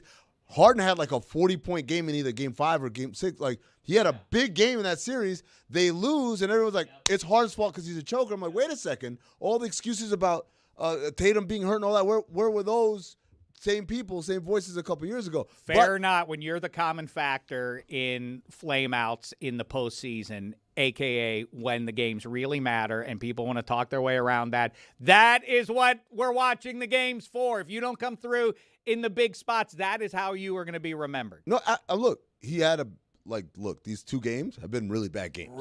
Really bad games, right? But, again, the idea that, I knew we should have kept Garland, that doesn't make sense either. I liked the trade when it happened, but here's the thing. He has a player option next season at $42 million. if he decides to opt out and leaves for nothing, or he pulls the move where he opts in, okay, you're not going to give me the new contract, then I'm demanding a trade, which is exactly how it ended in Philadelphia. Like, if you're Cleveland and you don't keep him now, again, Garland is never healthy, all right? I liked the trade. But if you wind up losing him now, that's because how can you pay him based on what's happening? If they flame out in this series and Harden's absolutely awful, you're giving him 3 years, $120 million? Like, now we no gotta way. we gotta keep Hormuz closed. That's basically that. What choice do we have? Now Right. we gotta do it. Right. Like, it's a total disaster then. I mean, look, they traded Garland, who they wanted to get off of, in a second-round pick to get Harden. It was a dart throw. If he leaves in free agency, maybe that's something that they wanted from the beginning. Maybe it was, hey, if it works, we'll have him for the 1 year and we'll figure it out. The idea was this would help alleviate some pressure on Donovan Mitchell, who hasn't been spectacular in the playoffs. He struggled in game one. He's still finding a a way. Like, he didn't shoot well last night, but he's still finding a way. Of course. There's a huge difference between the playoff performances of those two guys. I'm not trying to say that they're even anywhere near the same. What Harden has done has been really, really bad. And the reason they acquired him was to open things up for Mitchell. It was worth the dart throw. Everything we were all saying from the jump was realistic. The problem was they rattled off a few wins in those first few games, and so people started to go, "Oh my God, can they win the East? Are they going to be this great dominant team? Are they lost the best 5 team of in their the last East now?" 6 and it's going up 2-0. They really struggled. They've really struggled, and what Harden is doing is historically bad because it only adds to continued historic struggles in the playoffs. You compare it to Rodgers and Kershaw. At least Rodgers won a Super Bowl. Kershaw's won a World Series. He was a huge part of making runs earlier. Harden has been nowhere near it. Well, it's also based on expectation. You know, we talked to Michelle Beadle, diehard Spurs fan, and asked her a couple of days ago, how many titles will be satiating for you as a Spurs fan in the Wemby era? And she said 4. And I think that's fair. And if you're Aaron Rodgers or Clayton Kershaw or James Harden, you have to win more than what they have respectively won. Who are the Hall of Fame level losers? What is the highest rated among the Hall of Fame or future Hall of Famers, or even the ones that are already in the Hall of Fame? Singular athletes, because everyone always mentions the Buffalo Bills. You don't want to become the Buffalo Bills. No, singular athletes. Barkley, Marino, Mike Trout. No, but hold on a second. Like, are you asking here who is the worst playoff performer relative to their overall stats? Well, how about in fact, who is in line to replace? Charles Barkley is the answer. Dan Marino is the answer. No, he's not. Because both of those guys were incredible in their postseason careers. They just didn't win one. That's a different conversation we're having. So that's a different conversation. If you say who's the You're trying to have a different conversation. you're trying to have it. You're not understanding your own. Now you say it. You say it back, and then Say we it, do Dave. that for a Wait, good... I fell asleep. Well, if you say it back, then we can replicate first take in a couple of minutes. Chris Paul's the guy, right? I mean, Chris Paul would be the name. What about Lamar Jackson? Lamar Jackson, yeah. Like I think that's right. I think the big thing for me is like we're talking about this is a Harden inspired conversation. Yeah. We're talking about people, and they've never won. It's you play bad when nut cutting time occurs. No. Right, Barkley was never playing bad. Barkley was amazing in the playoffs. He was amazing in the playoffs. I will listen for the Draymond conversation, and we had it yesterday, and everybody else has had it. Charles Barkley versus Draymond Green. I mean, Amin, you would remember this. I don't know that anybody else would. 93, that Phoenix Suns team was one of the single best teams I've seen. Somehow they didn't win the title, well, because they met Michael Jordan and company. And you could really make a case that if Paxson doesn't hit that shot in Game 6, that maybe it goes to 7 and maybe they lose. Yeah, right. That doesn't change the fact that whether you think it's fair or not, these smaller moments, the smaller sample size is everything. And when we look back and evaluate when you're not talking about Hall of Famer, you're talking about the best of all time. Charles Barkley doesn't make that list because he never won a title. Okay. Dan Marino, it falls away in any conversation of best quarterback ever because ultimately you have to get to the point of like, well, he never did win a Super Bowl and he didn't perform very well in the playoffs, to your point. So Marino's that. I think Mike Ryan, though, that's what fascinates me about the NFL conversation. Aaron Rodgers is one of the great losers for top 5 quarterback of all time. I mean, he hasn't been to a Super Bowl in 15 years, which is why it's pretty funny that the Steelers are like, you know what our path to the Super Bowl is? A guy who hasn't been to a Super Bowl since we have, a decade and a half ago. Correct me if I'm wrong. I'm old enough to remember prior to Elway winning in the 90s that the conversation of greatest quarterback of all time was Joe Montana, and then it's like number 2 on that list is Dan Marino. That's how people were talking in the 90s. Like, Dan Marino, despite not having been back to the Super Bowl after that one time in the 80s, he's still, like, the best. Yes. The only reason why Montana's better is because he's won the Super Bowls. But it gets asterisked. That is the ultimate sports radio conversation. Of course it matters if you win the title. But my point is, these conversations have shifted and changed over time, right? Where you're like, Dan Marino's not even the conversation anymore. But, like, 30 years ago, the conversation was like, in the same way that 30 years ago in the 90s, you walked around and you asked anybody, who is the greatest power forward to play in the NBA, in NBA history? In the 90s? If you asked in the 90s. It was Karl Malone. It was a split camp. Half the people said Karl Malone. Half the people said Barkley. That's right. And the fact that neither of them won a title was totally irrelevant. Because their careers were still active and there was still the possibility, same as Lamar Jackson. People will tell you because they like to express some faux level of empathy. They'll say, at the end of every Bills season or Ravens season, no reason to hang your head. Lamar's going to get his. Josh Allen's going to get his. Don't worry. They'll eventually win. Will they? They're now both 30 years old. I don't think either one. I think there's a decent chance. I think it's more likely that neither guy ever wins a Lombardi at this point. It's always more likely that they're not going to win because it's hard to win. It's hard to win, and that's why we're able to accept and appreciate greatness despite the lack of certain accolades. When the people were having that conversation about Malone versus Barkley, they were 13, 14 years into their careers. It wasn't like, he might still do it. It was like, it's probably not going to happen. And then, but it didn't change the conversation. Malone finally goes to the finals 97 and 98. That's, again, 13, 14, 15 years into his career. But at no point in that conversation was there someone who said, well, it's not Barkley and it's not Malone. It's this other guy because he won a ring. We didn't have that conversation. You're the star it wasn't of in the lexicon.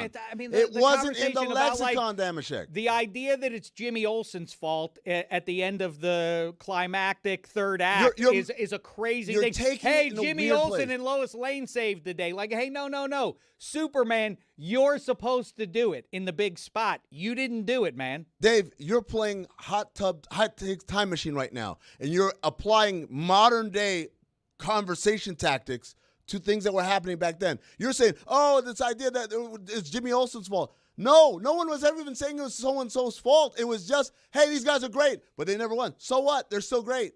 Because we're in it now. Lamar Jackson, because of this shit. It's starting to happen, though. It has happened over the last couple of years, and it's going to intensify on Lamar Jackson and Josh Allen. With each passing postseason ending without a Lombardi, it gets a little bit hotter, but there is still sort of is this going to be the year? Okay, now they finally got rid of McDermott and knew this should be Josh Allen's year. If they don't do it this year, it's going to get even worse. And only when it ends is it like, wow, Dan Marino really never won a Lombardi? The guy who was in the conversation for best quarterback ever didn't win a Super Bowl? Well, now he's out of that conversation. That's how it goes. Because the way we talk about things have changed. That's my whole point. No, titles always. No, it didn't. What are you talking about? No, it didn't. No, it didn't. In 1998, if you asked someone who's the greatest player in basketball history, what would the answer be? In 1998, Jordan. Who? Michael Jordan, right? Right. What about 1993? Magic, Bird. No, 93 people were still saying Michael. People were saying Michael Jordan in 93. Yeah. Mm-hmm. After the three-peat. Okay, yeah. Okay, so he's been winning titles. But Magic had 5 and Bill Russell had 11. It's this idea that the ring counter, that's where it is. That's where the end-all, be-all of every conversation. This is a modern invention. This is a modern invention, Dave. No, that's a rhetorical argument you're making. It's not. I lived it. No, but the jive is that once you get into being, it's not a fluke that you won one title. Oh, this guy's been the best player on the championship-winning team more than once and all of that. That becomes everybody's going crazy back there. Well, Mike is so happy right now. Dave, let me explain what's going on. I don't know why he's going crazy. Mike is so happy right now. Pull back the curtain. Today's the day. All right. Skip Bayless is back. Skip Bayless, after being away, I believe, 10 years. Skip Bayless is back on ESPN television, split screening, debating on First Take with Stephen A. Smith. And Mike Ryan just told me, now it's not as if they have the volume on in there. It's just on the screen on mute like it isn't here for us, Dave. But Mike whispers in my ear, still got it. Do you know what he came out the gates with?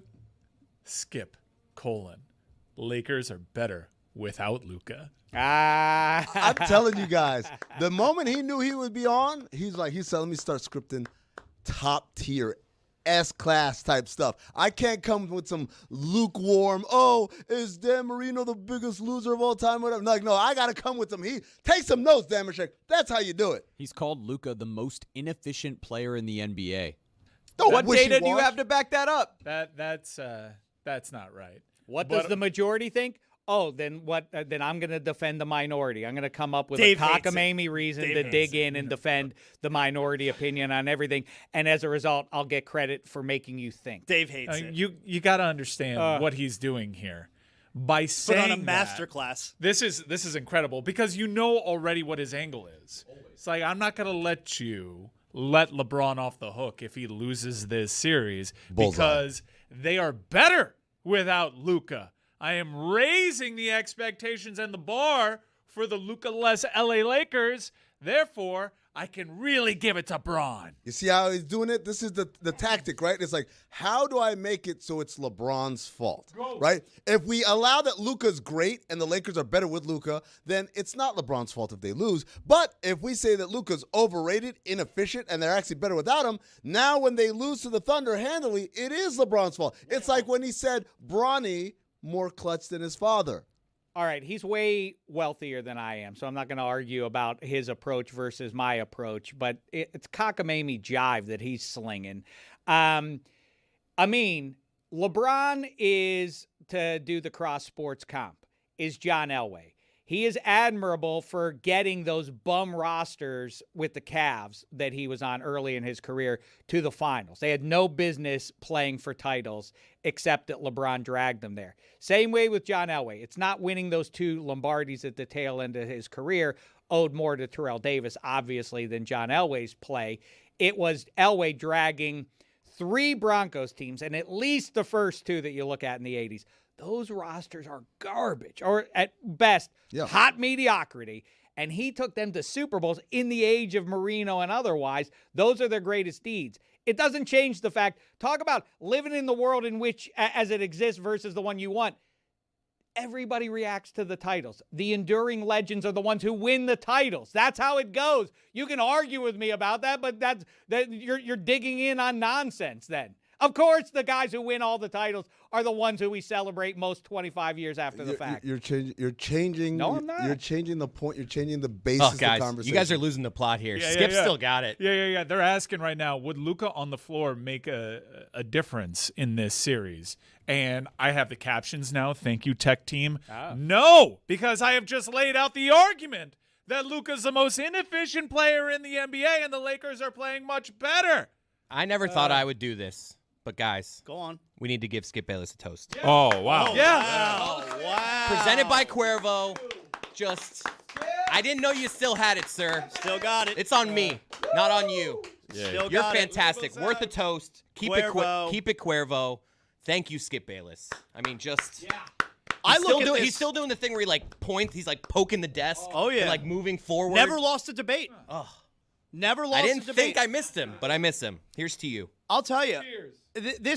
I would imagine that this show, First Take today, will do a pretty big number compared to what they've been getting. I mean, how do you not then have a conversation about bringing Skip Bayless back regularly, right? Amen. Yes. Right? You're 100%. You calling right. this a tryout today, essentially? For him? He knows what's on the line. I think Skip Bayless probably views it as a tryout. Yeah, and he's got his good stuff. They showed him walking in and preparing. He knows what's on the line. He's playing the hits. Does he get the football or? You know, it's go time when Stephen A. does his shoulder shrug to move his shirt, his suit jacket. Show me. He does this a lot. The question, yeah. He does a lot of this thing. I don't know what the move is exactly. I like the eye roll. I'm saying the little jolt forward. I like the eye roll. I am Let curious. me tell you something. I'm curious how Stephen A. will play this, though, as we can't really hear what he's saying. Do you think he'll throw at him at any point? Okay, we get it. You're trying to make a splash. Or will he just stick to the topic? Stephen A., you want to will he call him out for being like, I get what you get one day here. You're trying to do a thing. Because that's what I would call his ass out. This was very much his idea. Skip Bayless does not get on air without Stephen A. wanting him to have this opportunity to show the execs that he's still got it. I like it. I don't know if you read the trades, but there's a little management shakeup happening over at ESPN. So let me show you what this man is capable of. I like it. How jealous do you think? How jealous do you think Mad Dog is right now watching this? Oh, he's got Wednesdays. Yeah, but he sees what could happen from this. Mike, I'd like to see you. I could see you elevating to a role like this. You've got that kind of gravitas. The only concern I have is, can you make the serious sports gravitas face that's required? Because you see, when they're in their listening phase, it's very serious business. Let's see if you can affect that. Well, here's the hack to it. Let me be very, very clear. Yeah. Very, very clear. Goosebumps. Very, very clear. Let me be very, very clear. Listening faces like this, I think, like Gotta, the most important thing in the world. Got to have a little nod to it too, like a little bit of, because you're still kind of acknowledging. Yeah. Not that face. Unless Check, you got to work on I yours. can't do it. No, And- I ain't got it. That's and it. occasionally, and this is from mainly watching Shannon Sharp, is you have to go, Couple when noises. someone else makes a point. Does it more on Club Shay Shay than he did on Undisputed. I think Zaslow's backwards hat would bring an element of excitement. Yeah. To Can the you imagine proceedings. that? Look, I work at ESPN. Can you maybe they call me in one day over the summer and do First Take. I'd wear the hat and everything. Would you wear the hat? I'd try. Would you wear a suit? I don't know. They don't fit. We established this. Yeah, I mean, I saw the kid Miro on yesterday or today. He's not wearing a suit. He's in there with a hat and everything. Why can't I? This is brand. my look. That's his brand. This is my brand. I'm telling you, Mad Dog is rooting for today to go poorly. Mad Dog. You don't want it and to go well Skip today if you're Bayless Mad Dog. would be amazing. I'm just saying, though, he wants to be the old guy on that show. Guys, let me take you inside the mind of Stephen A. Smith. The whole idea is to populate different days of the week with his rogue gallery of rogues, right? It's like Wednesdays are Mad Dog. His rogue whites. Fridays What's are Skip Bayless, right? He'll get some other people throughout the week, and now he's the one calling the shots because ultimately, First Take is about Stephen A. It's He's not the about any executive of these producer of people. the show. Yeah. I mean, that Mad Dog is on because of Stephen A. Yeah. Zaz, here's another important element if you're Skip or most of these guys. Ask me A or B. A. No, Ask me him. A or B. You want me to ask? He's trying to help. Do you? What are Dave, you asking me? A or B? Oh. You need to proceed it with that. Yeah. I'm real. You just I hit see. me. You just hit me with something I've never thought about before, and that's heavy, bro. What other rogue whites could he fill in the rest of the week with? If he has Wednesdays with Mad Dog. Whites? Rogue whites. Will Kane? Ooh, that's a good one. Will Kane. Ooh, Will Kane. Who else? We need someone who's like a real... Dan would be terrible. No, yeah, you can't have anyone... I got one that I'm surprised hasn't happened yet. Who's that? Roy, you're getting warm. I got one. Yeah, Hannity, Tucker Carlson. Tucker Carlson, I think for Tucker should make his way there. What about Daddy Trump? What's Piers going Morgan. on? But Piers they would Morgan. talk about sports. What are we doing? What are we doing? Huh? The great move that he uses, that Pete Hegseth uses, is to start to laugh. And there's something intimidating about people laughing while you're attempting a serious point. Bullies understand that. What? You think that? That's what you think? God, I think I do that. I don't know. The Lakers are better without Luka, and that should scare you. Am I saying that Luka isn't a great player? Of course not. A lot of self-interviewing happens. Why too. would I? That would be wrong. Dave Portnoy.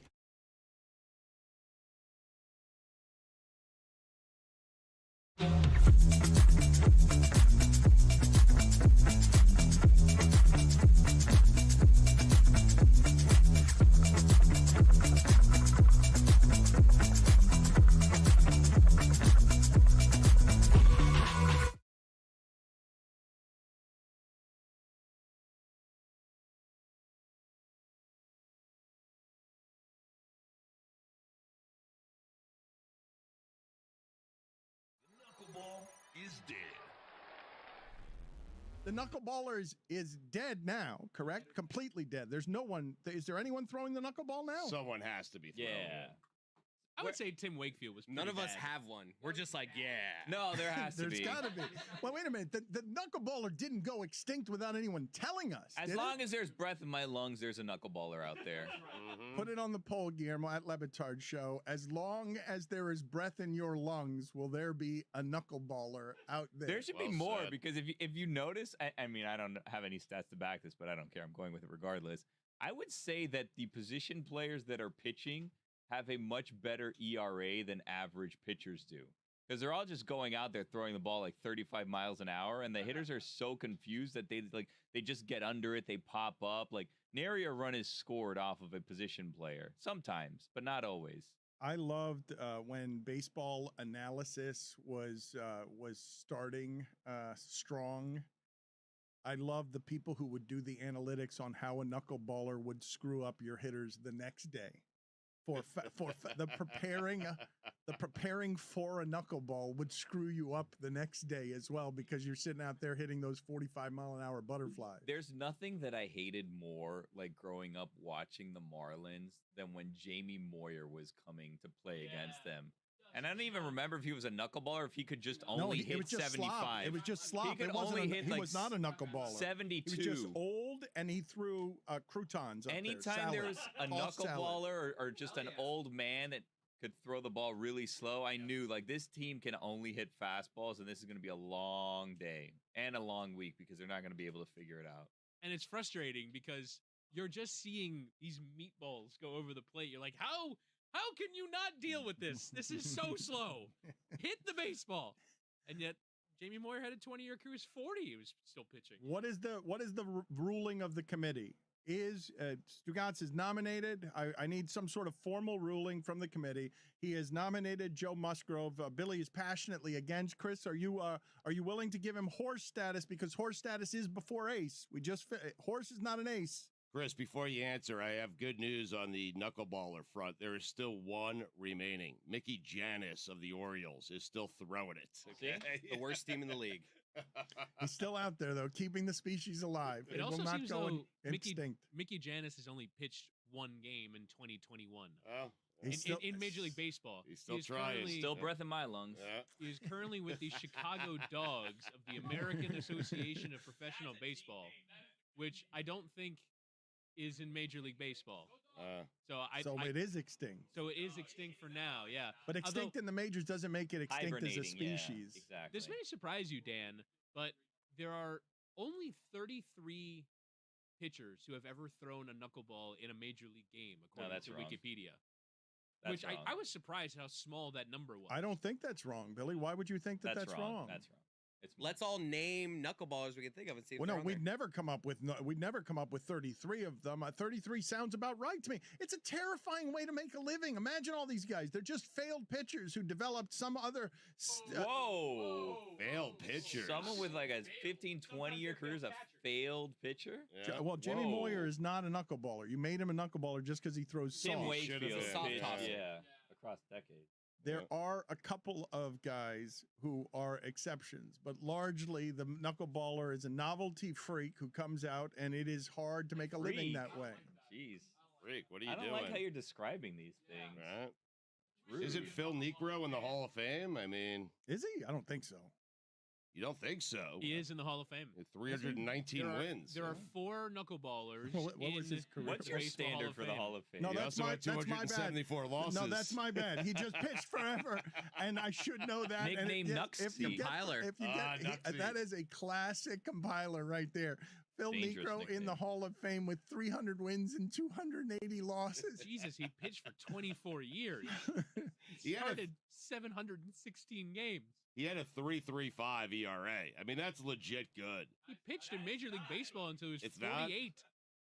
You're right, Stugotz. I stand corrected. It is my bad. I should have known. I think of Phil and Joe Niekro as the same kind of pitchers, and they are not. Joe Niekro was not a Hall of Famer, and Phil Niekro was. But go ahead and Google image search Phil Niekro so you could see please enjoy. I want you visually to enjoy what he looked like in a Braves uniform, and you tell me if that is a baseball Hall of Famer. The way that you look at bodies today, It's like Christopher Lloyd. you need. He does. He looks like Doc Brown. He looks like Gary Busey in that movie with Henry Rowan Gardner. What was it, Rookie of the Year? He looks like.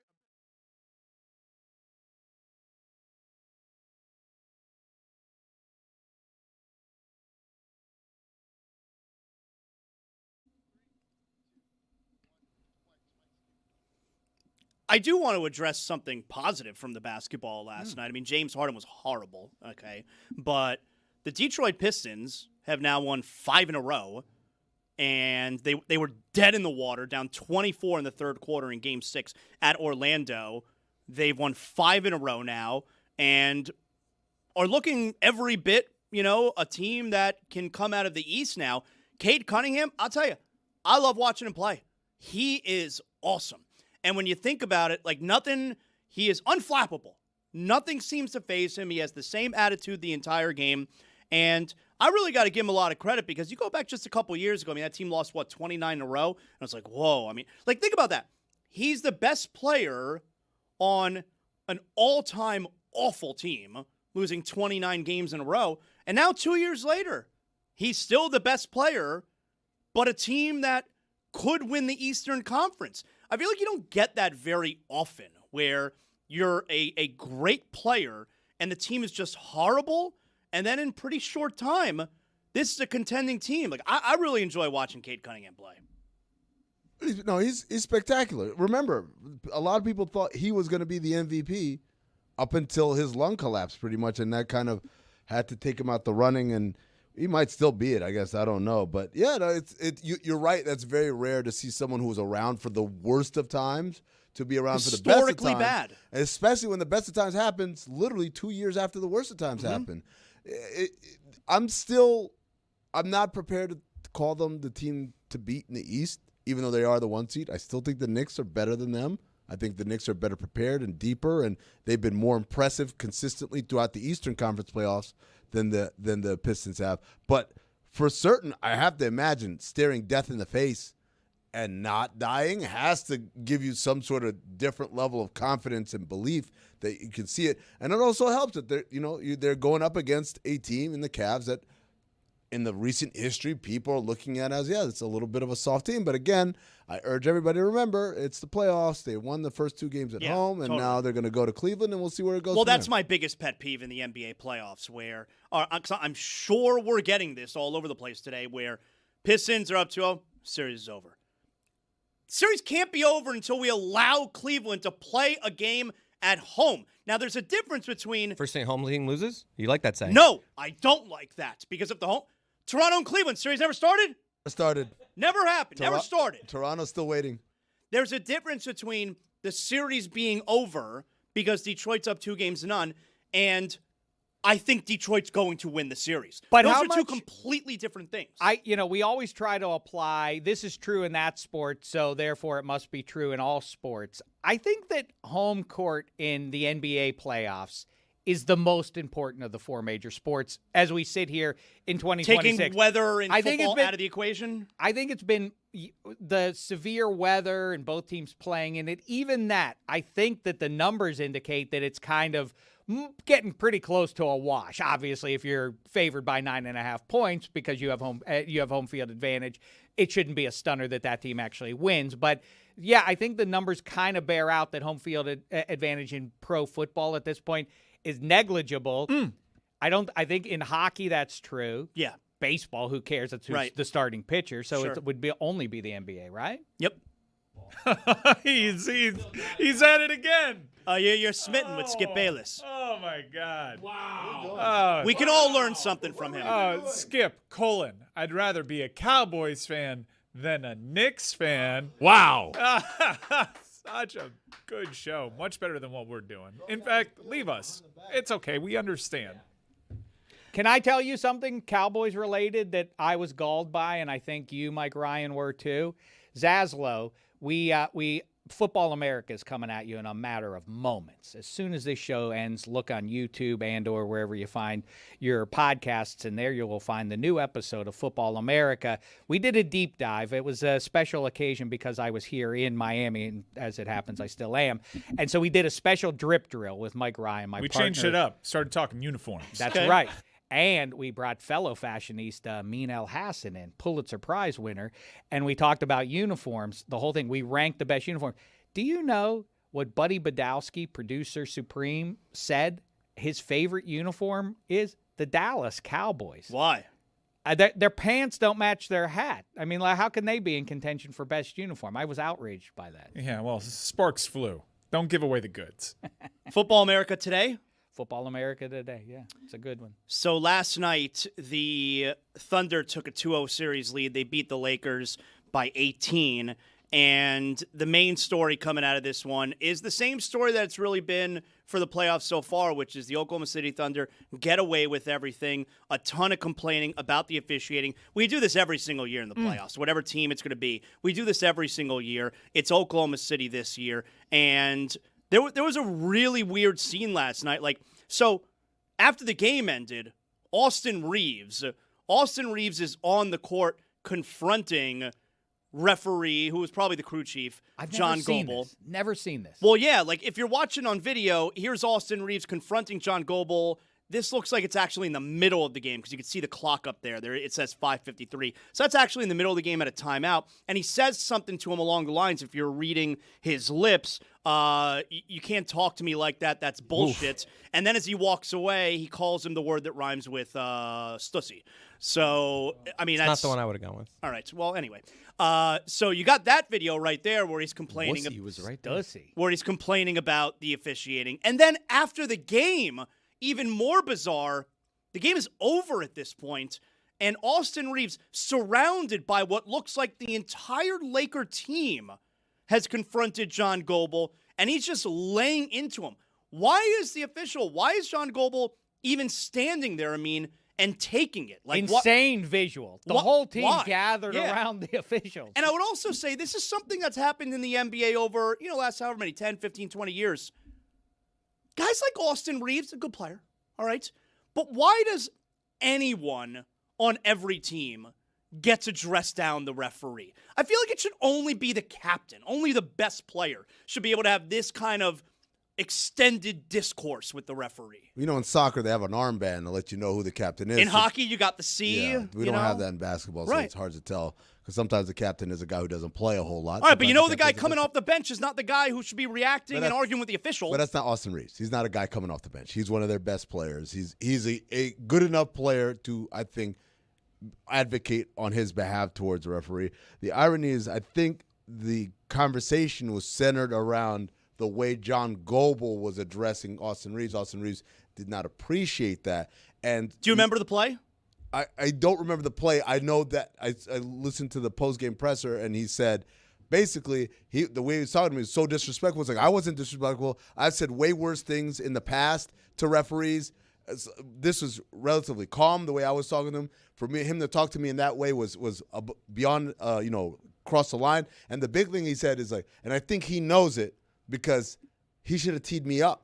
But but again, it was over a jump ball, and if you look at it, it looks like nothing happens. Yeah. I can't grasp what his foe who is aligned around the jump ball is to his right. Then he moves his spot to the other side of Austin Reeves, and that was the thing that set Reeves off. Goble apparently then turned around and yelled at him, probably some effect of, stop moving. And that apparently... Reeves felt disrespected just the way he delivered the message. Look, I don't know what Goble said to him. I know that players get into it with refs all the time. And, Dave, that's a call. He was arguing a call. It happens all the time. That's not the point. His point is the way that Goble spoke to him crossed the line of decorum. And that's what that scene at the end was about. I was like, you don't talk to me like that. You can call whatever you're gonna call, but you can't talk to me like that. We've had this in the past. When I worked for the Suns, we had a player, Xavier Dowdell, who had the referee called him a bitch, and we're like, yo, regardless of what whether he argued the call where he was like a kind of like a journeyman guy. So is he relevant enough to use kind of Zazzle's terminology to argue the refs? Maybe he was, maybe he wasn't. But the point is that does not allow for the refs to carry themselves with no decorum there. And that's the part that this whole argument is about. It's not about, oh, was that a jump ball? No one cares. That's just one of many calls that players argue about during the game. It did 12 minutes on would you rather be a Cowboys or Knicks fan? 12 minutes. This is iron sharpening iron, Zaz. This is a test. We're in the crucible right here. This is difficult to try to conduct the conversation while Mike Ryan, this is what he's doing. Do you see? I'm texting all my friends. Like, this is him challenging you to raise your game. I'm not going to Is that what you're doing, Mike? I'm not going to give you my eyes, ears, or any of my attention until you earn it over Skip and Stephen A. Hey, Steve. No. Stephen A., please. That's all you need to know. That's all you need to know. If somebody says to you in your life, what if I said to you, hey, Johnny, would you go like, no. It's Jonathan. He just pointed at Stephen A. and said, don't you disrespect Paul George like that. Chris, can you give me Austin Reeves, not Austin Rivers. He's in a beef with Draymond right now. Can you give me Austin Reeves after the game? I felt like I was respectful to all of them all night. I mean, there's a million times in the past I've said way worse stuff. And when we were doing the whole tip ball, when they were switching spots, I wanted to get on the other side because they had a guy on the other side who was just trying to keep an advantage. And he turned around and just yelled in my face. I just thought it was disrespectful. The whole time that was going on over there, I don't think he said much to them. I think he stepped in and said something. But at the end of the day, we're grown men, and I just didn't feel like he needed to yell in my face like that. I told him that. I wasn't disrespectful.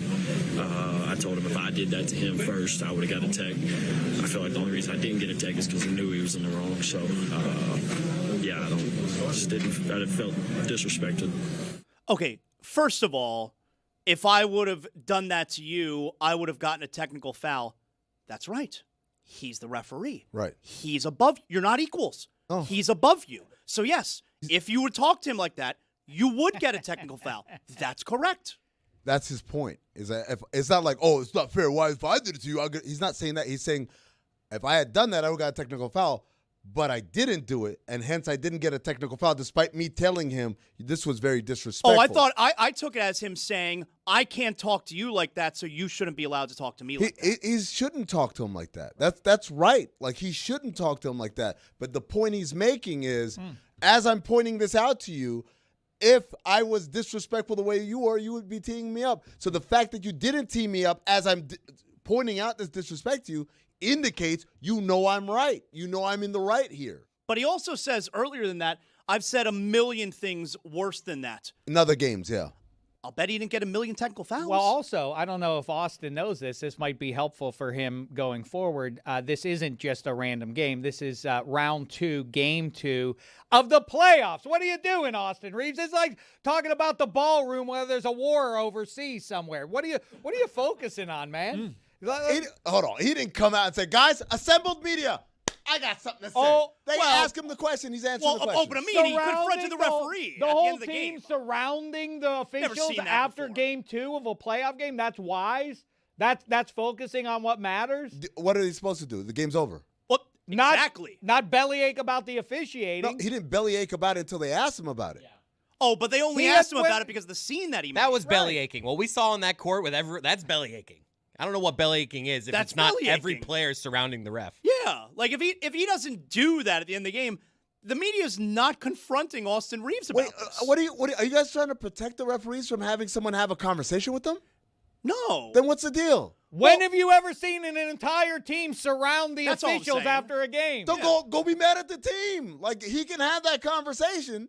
He can have that conversation. You could be mad at LeBron and Jackson Hayes for hanging around. Maybe they want to make sure their teammate doesn't do something crazy like slap a referee or whatever. The presence of these people is not somehow an indication that you guys are worried about the wrong thing. That's kind of ridiculous. The game's over. I'm going to say what I have to say. My teammates are here to make sure nothing gets out of hand. And LeBron created another legendary meme. Did you see just him nodding along? Right. Oh my God, the yeah, internet's that's right. having a field day with it. It's my favorite thing. Someone said it's like, oh, when my girl is arguing with the front desk about a hotel reservation. Yeah. That's the best one I've seen so far. Just nodding along. Amin, to be clear, if you are a referee, you are a weirdo. Have you ever met when you were growing up? Zaz, ask the kids as you're driving on your road trip this weekend. Ask them. Any of you aspire to be a referee? Any of you want to grow up to lord the rules over people better at a sport than you? I'm not. You got to be I'm a not- weirdo, chip on the shoulder. I want to be one of the say any guys. of that. Oh, I got drafted last one too many times in pickup basketball. Now I am going to get my revenge by officiating you. I'm going to call I'm not fouls going to stand on here, you. Dave Damashek. I have many friends who are NBA officials, both past and present, and I won't stand here as you besmirch them, call them losers and weirdos I with didn't say chips on their losers. shoulder. I said weirdos. Weirdos with chips on their shoulder. That's not true. These are people who love the game, and there's a role for everybody, and someone has to do that role, and they do a good job. And also, many of them, former players, pretty good players. Leon Wood was in the NBA. Haywood Workman was an NBA player. So don't do this. Don't take your anti-referee thing that you got from the NFL because your guys are lawyers and plumbers and shit on the weekdays, and then come, wait, I got a game today. I got to fly in and do my game. Now I'm going to go back to my job lifting weights. I'm Ed Hockley, and then also litigating. That's your NFL biases. Don't bring them over here into my NBA sandbox, Damashek. Pulitzer Prize winner out. Enjoy them while they're there because they ain't going to be around in about a decade or so. I mean, that the writing is on the wall, and I think wall? Well, either way, I think that we are going to look back on the era in which we sit and say, "What the hell? That must have been bizarre to be watching baseball games with the K zone and you pitch after pitch." Football, you're absolutely right. You can go back and the suspended sort of reality in which we're asked to live in is that we can all see in HGTV, like, oh, he did get both feet down and he did control that pass. And that exposes the NFL official, sure. But every pitch in a baseball game, you can see if they got it right or wrong. And yet we have to defer, even though we all see the same thing. That was in the rectangle or it was outside the rectangle. Well, we don't want to hurt these old guys' feelings, though. Let them call ball or strike. Let them say ball or strike. You can challenge it. What the hell are we doing? We are going to look back in 10 years and say, what the hell kind of behavior was that? We were deferring what, to the feelings? Because they have these umpires' egos are going to be hurt. Guess what? Get ready to stand behind there to call the occasional play at the plate. That's about the only value they'll have. So, Dave, I just want to be clear here. Because, I don't know if you've seen this. They've got a Colin Cowherd app that AIs Colin Cowherd sports arguments for you. So when our jobs are replaced by automation, are you going to be having the same sort of vigor and energy and happiness about the elimination of our jobs? Those people have mortgages. They have children that are going to college. They're just trying to make a buck, an honest buck in this country where people are losing their jobs every day. And here comes big elite Dave Damashek and his friends Elon Musk and Sam Altman, and they want to make sure we're all out of a job. That's right. And that's why Spirit Airlines, and I just spit everywhere, Spirit Airlines is out of the running because people like Dave Damashek want big business to take over. Automation? Let's hear him out. A human sport. To answer your question, no, I will not be as excited when Jeremy, I bet you like the Sun Pass, all right? I bet at one point you missed the little toll workers. I bet you're okay with Sun Pass now. First of all, there are still people who get to work at the Sun Pass tolls because not everybody has a Sun Pass. Do you miss throwing the coins, the quarters into the bucket? It was fun to like shoot it like a I bucket. did like that. And you go bam. Follow through. I mean, but why is this taking 20 minutes? Just drive on by. I That's prefer right. that. But Dave is so right, though. 15 years from now, No. we're going to be like, wait, so there was 1 year in between You'll where miss it. We You'll had, miss it. No, we you don't had get the to have strike it zone, both but ways. They It's touched going what they great. do, they touched their head. You're ridiculous. Zaslow just said, no, he's not your equal. He is your superior. Yeah. The player is it answers to the official. The official is in charge of the game. Yeah. There's still a level. There's still respect. Then they need to be right. The standard that, human error is part of things, not with officiating. We are challenging ourselves, or the professional athletes out there doing it are challenging what they are capable of.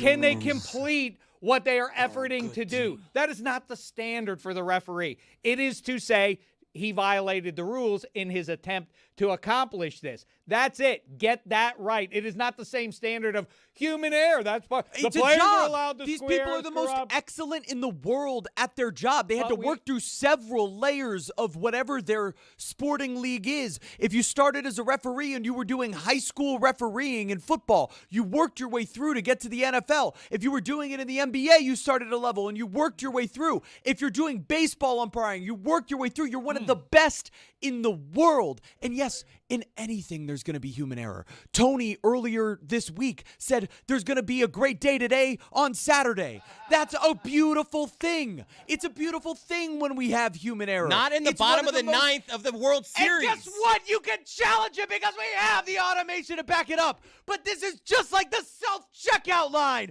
You know what I do? I steal from the self-checkout line because we cannot accept this automation in our lives. Hold on a second. It's taking On behalf over. Incriminating. Hold on a second. You go to Publix and you're stealing? That's absolutely right. Teach me. Jameis, How do you do it? Jameis. You weigh you get 5 tomatoes, you weigh 4 of them. You get a little soda, you put it on the bottom of the cart. This lousy son of a bitch. And you walk out. You know why? It's my automation tax. You're going to take away jobs from working class people who are just checking out.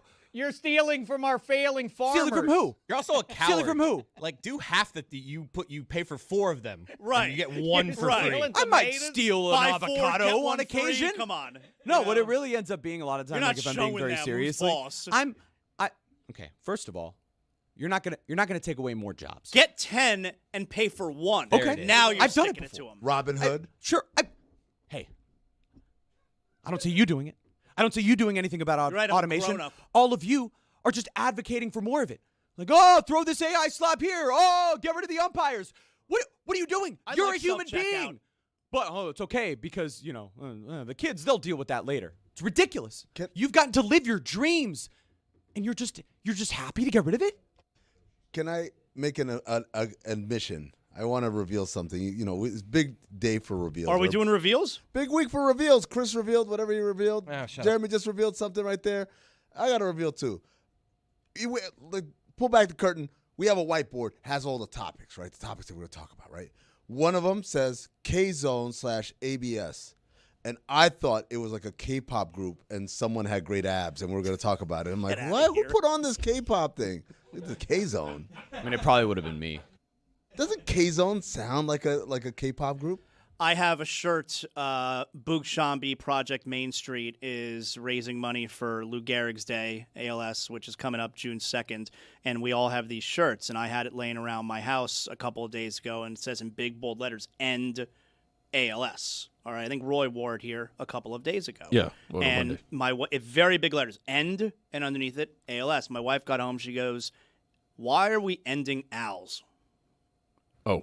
We are making fewer of them. You think we're just killing owls? We're getting rid of owls? That's what you think that shirt is? That's what you're going to want next. End Once you kill all the jobs, you'll start killing the owls and you'll go alphabetically. I pictured Jeremy walking out of the grocery store like he did after that interview he did, where it's just like a nice fist bump, like, yeah, I saved. I don't even know what you're saving, but you're trying to save humanity. Bundy, Jefferson, right? Harrington. But you want to end these guys? All these guys, get them up out of here. Wow. Yeah. All right. Michaels. Chris has a very, very fun new game that we are going to debut now, everyone. Chris, you want to let everybody know what it is? Yep, it's called Fun or Terrifying. I'm going to play a video here for you guys, and we can just kind of watch it and react together. This is a hot air balloon going over the Serengeti. It's super low, and it looks terrifying to me. This is not fun. This is my nightmare. You want What to is talk the about? Serengeti? It's like in Africa, right? It's like just like the Don't lions. shame me. Who cares? Why do I have to know the Serengeti? You don't have to, but I'm explaining it to you. It's just it's wildlife. There's hippos that could kill you. There's lions that could kill you. Everything. And this, like, people are what look like 100 feet over? Maybe it's the less. depth. It's hard to tell. But it's like, I'm asking you guys, because this is probably very expensive, very cool thing to do to some people. Not for me. This is terrifying. Chris, there's another name for this game. Not fun or terrifying. It's white guy. Yeah, but I'm white. What? I would say I'm pushing back off that, though, because I'm white, and I think this is terrifying. Yeah, you know what? I'm going to go fun. I think I would do that because you're not very high. I don't want to go very high, but I think I'm going to go fun there. For me, the higher the better here. Like, I don't want to be 50 feet above all these Dan Le Batards. You're worried about a hippo jumping up and trying to get you? It's just, no, I'm worried about it having to make an emergency landing, and all of a sudden, I'm terrified. All right, but the same thing would happen if you're higher up. But then I could at least have a longer fall. We could get away from the hippos as we fall. Don't ask him follow-ups. You know that's unfair. All right, I'm going fun. Mike and Amin, speaking of all this talk about being high, there is a gigantic joint standing right behind you guys. A cyclone. That's it. Oh, is that what that is? Dave, are you in on this? Unibrow blunt. Dave, you ever been in a hot air balloon? No, I would never. I would never even be in that position in the first place. I would never. My wanderlust is gone at this age. You know about that wanderlust? I have no interest in traveling to exotic lands. If I ever was interested, that has come. Have you been in more hot air balloons or tanning beds? Oh, you need to see Vietnam before you die. Nah, I'm okay. I think tanning beds. Is Wander Franco's full name Wanderlust Franco? Was that question random to you, Mike? Sorry about that. It's well, random. Answer is Vietnam question, though. Ask again. I'm sorry, I didn't hear. You simply must see exotic Egypt before it's too. No, thanks. I'm all right. Just let me know. Just show me the pictures of it. I'll just take a look at yours. Zaz, not all segments I'm are good. winners. We tried here. No, I think we'll give it another try another day. What were you trying to do with the I'm tanning not out bed? on fun or terrifying. I was trying to get them to tanning beds. Yeah, I mean. Oh yeah, that is. Thank you, Dave. It did come up. It did come up previously. Who do you think, Cody, has spent more time in a tanning bed in his life? Dave Damashek or Jonathan Zaslow? I would imagine Zaz has never been in a tanning bed, and you live in California, so if you made me play this game, I would think you have been in more tanning I believe beds. you maybe bowed to the societal pressures of Los Angeles. You just you're a little darker, so you just look like somebody who has tanned. Al- I could argue Zaz has never tanned. Yeah, look at Zaz's skin tone. He can't even tan even if he wanted to. Also, big ass head. How's he going to fit in the tanning bed? Like, it won't close. It'll That would be tough to negotiate your head through the tanning bed space. You will be surprised to know that I have done tanning beds several times. Why? In the last Are you time? able to get onto a plane with your head, like because that hole is a What are little you bit asking tough. me? I don't know. He's asking you if you've been able to board a plane because he questions whether or not your big ass head fits. If your through. head didn't fit that's into what the you're tanning asking. bed, then how's it going to fit on an airplane? Yeah, I have been in a tanning bed. When's the last time? Several times. Early 20s. Can you? Wait, was this like a radio sponsorship No, thing? not. It was Like- before I was in college. Early 2020s? Oh, I Yeah. thought it was 2020s. At Santa Fe. Speaking of radio sponsorship things, another Sedano video has dropped. I saw. I'm gonna go effort that right now before the end saw. of the show. All right, so I've never I've never been in a tanning bed. I have dignity. And why would LA, me living in LA now, mean I would go to a tanning bed? The sun's out there. Why would I need the fake That's thing fair. when I've got the real thing It over hasn't my head? stopped everybody else in LA.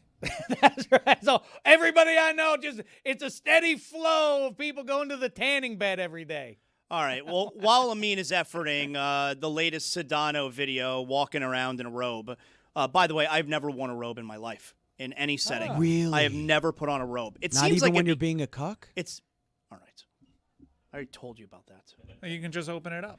You know what, Jeremy? I was just about to let you talk about something that you would want to talk about. So instead, because Jeremy comes in here on a daily basis wanting to talk about things that nobody wants to hear about. So instead of that, I'm going to allow you, give us a couple of topics, and we'll pick which one we give you Mess with the a bull. little bit of a time to talk about. Okay. All right. How many you got?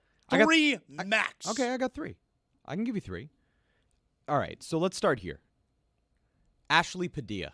Y'all know about that Ashley Padilla? No. Ashley Padilla is currently emerging as one of the all-time great SNL performers. Was that you who compared her to Kristen Wiig? I did. A few days ago? I did. That's a loco thing to say I know out it loud. is. She is, at the beginning of her career, she is still just a featured cast member on this show. She's amazing. So I'll stop right there. There's also a new film coming out called Last Dance. Not what you think it is. It's a new film about a composer who invites his daughter on a gay cruise in the Caribbean in 1991 while retreating from the reality of his AIDS diagnosis. Okay, starring. all I need to know. Okay, next. You want to know about the stars? Next. Actor named KJ Apa from Riverdale. He's got an alternate identity as Mr. Fantasy, a musical artist. And he recently called out Mr. Fantasy, saying he's a liar. Dave, and a thief. Vote. Which one? Can you go 0 for 3? You can. I mean, Guys, Rachel Zegler's in that movie I was talking about. Horrible. Talked about her a lot. One of the great on young actresses of our time. Sometimes the hate will win in my heart. Super talented. And I would like to hear, because I already hate that guy. Terrific vocalist. Whoever that guy was who has an alternate. Oh, Mr. Fantasy? All right, go Whoever ahead, that Jeremy. is. That's All right, the one KJ that- Apa. There's this show You're called on the Riverdale. clock. All right, so Mr. Fantasy is this alternate identity that came out on TikTok about a year ago, and I think it was May of 2025. And there's But this we guy, don't know and who, everybody's like, who his "Who is it?" real identity is. Well, what we I like do that know. I like that we barely know who he is, but he's like, hey, guess what? If you like this, I don't know who you are. Well, you Get don't a know load 'cause of my you're alt ID. Old and a fool. Again, I don't know who Jeremy, you are. you're losing your time to Dave. KJ Apa is an actor who was in the TV show Riverdale. It's the Archie comics, if basically the Archie comics Wasn't were that also 20 years great. ago? So, as the cyclone comes through here and is spinning around, Mr. Fantasy is essentially this alternate identity. Everyone was like, oh my God, who is this person? I don't know who this person is. And then ultimately people started to figure out through context clues that, wait, I think it's this actor, KJ Apa from Riverdale.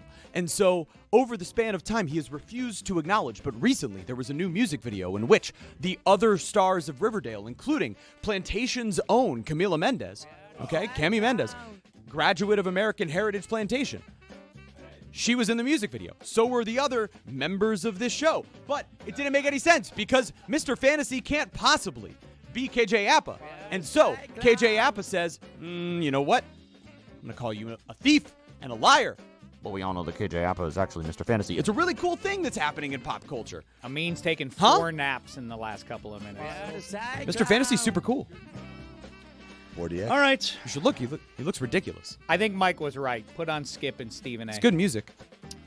Dave? You really don't want to know about Rachel Zegler No, starring we're in this good. movie with Thank Ben Platt? you. Thank you. Your time is up. Adrian Brody? Your time is up. Dave, today is your last day with us. You've done that. Let's give it up to Dave real quick for spending the week. A toast with to us. Dave. Coming in. Oh, A toast to Dave. Okay. Wow. Brought to you by Cuervo. Yeah. All right. Toast to Dave. How about that? Dave, you've done a wonderful job. We've enjoyed having you in. But last night. I was just about to say, speaking of toasts. You got lit up last night, huh? Well, it wasn't my fault. Our pal here on the other side of that door, Zaslow, Cynthia, I went up to get my tacos, as I do when I'm here. I love that they have delicious tacos here at the Elser. And I went up there to get my standard fare of tacos, and Cynthia was there. I found her seated at the bar, and I joined her. And the next thing I knew, we threw it on real good. And we went name by name through the company. And she told me the truth. Wow. About everybody. And then, as if I needed to punctuate it, I went down because they were like, oh, kitchen closed. I'm like, kitchen closed. We've been boozing so long, I forgot to order my tacos. So I needed to get food. So I went down to Vice Versa. And hear me now, believe me later.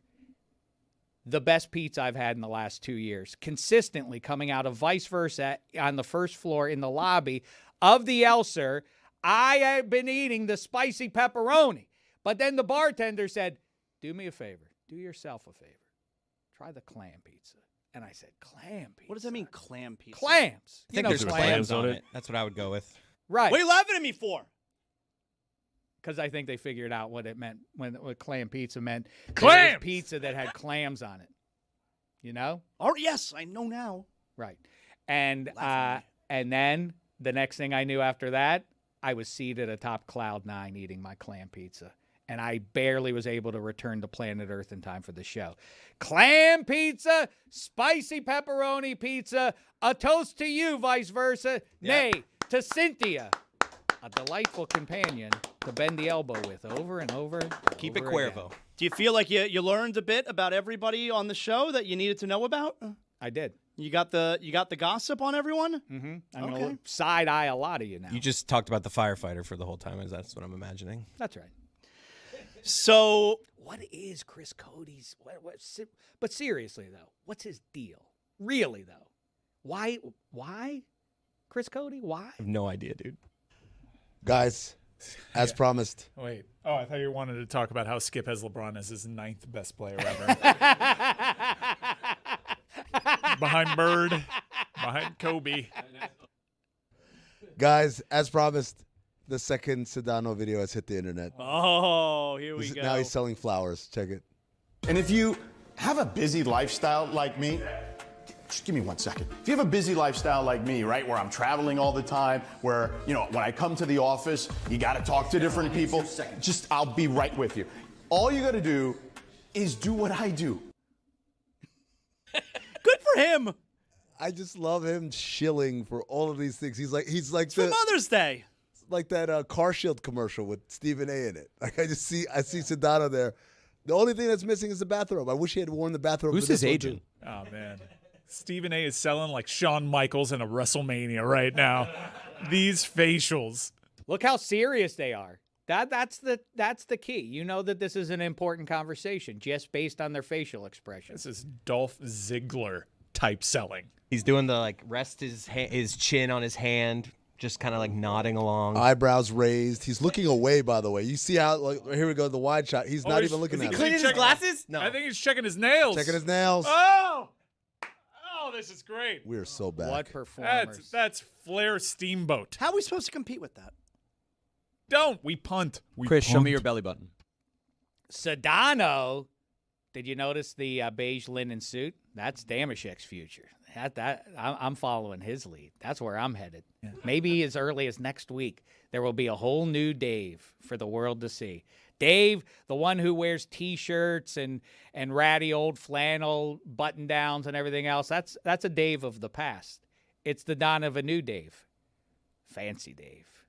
Old Dave. Elegant Dave. Classy Dave. Keep going. You got more adjectives. I mean, I don't have to claim every adjective. Affluent Dave. If that's the indication, you got like 30 more seconds. If that's what you take from it, I think that Asshole you'd be Dave. picking up what I'm. Yeah, maybe. Yeah. Maybe. As long as you Posh don't say Dave. ass Dave. Dave the ass. I don't want to be Dave the ass. I would much rather be given a choice. I'd much rather be known as Dave the asshole. That means I have gravitas. That maybe I could one day sit and say ridiculous things with a serious face to Skip and Stephen A. Steve? No, Stephen A.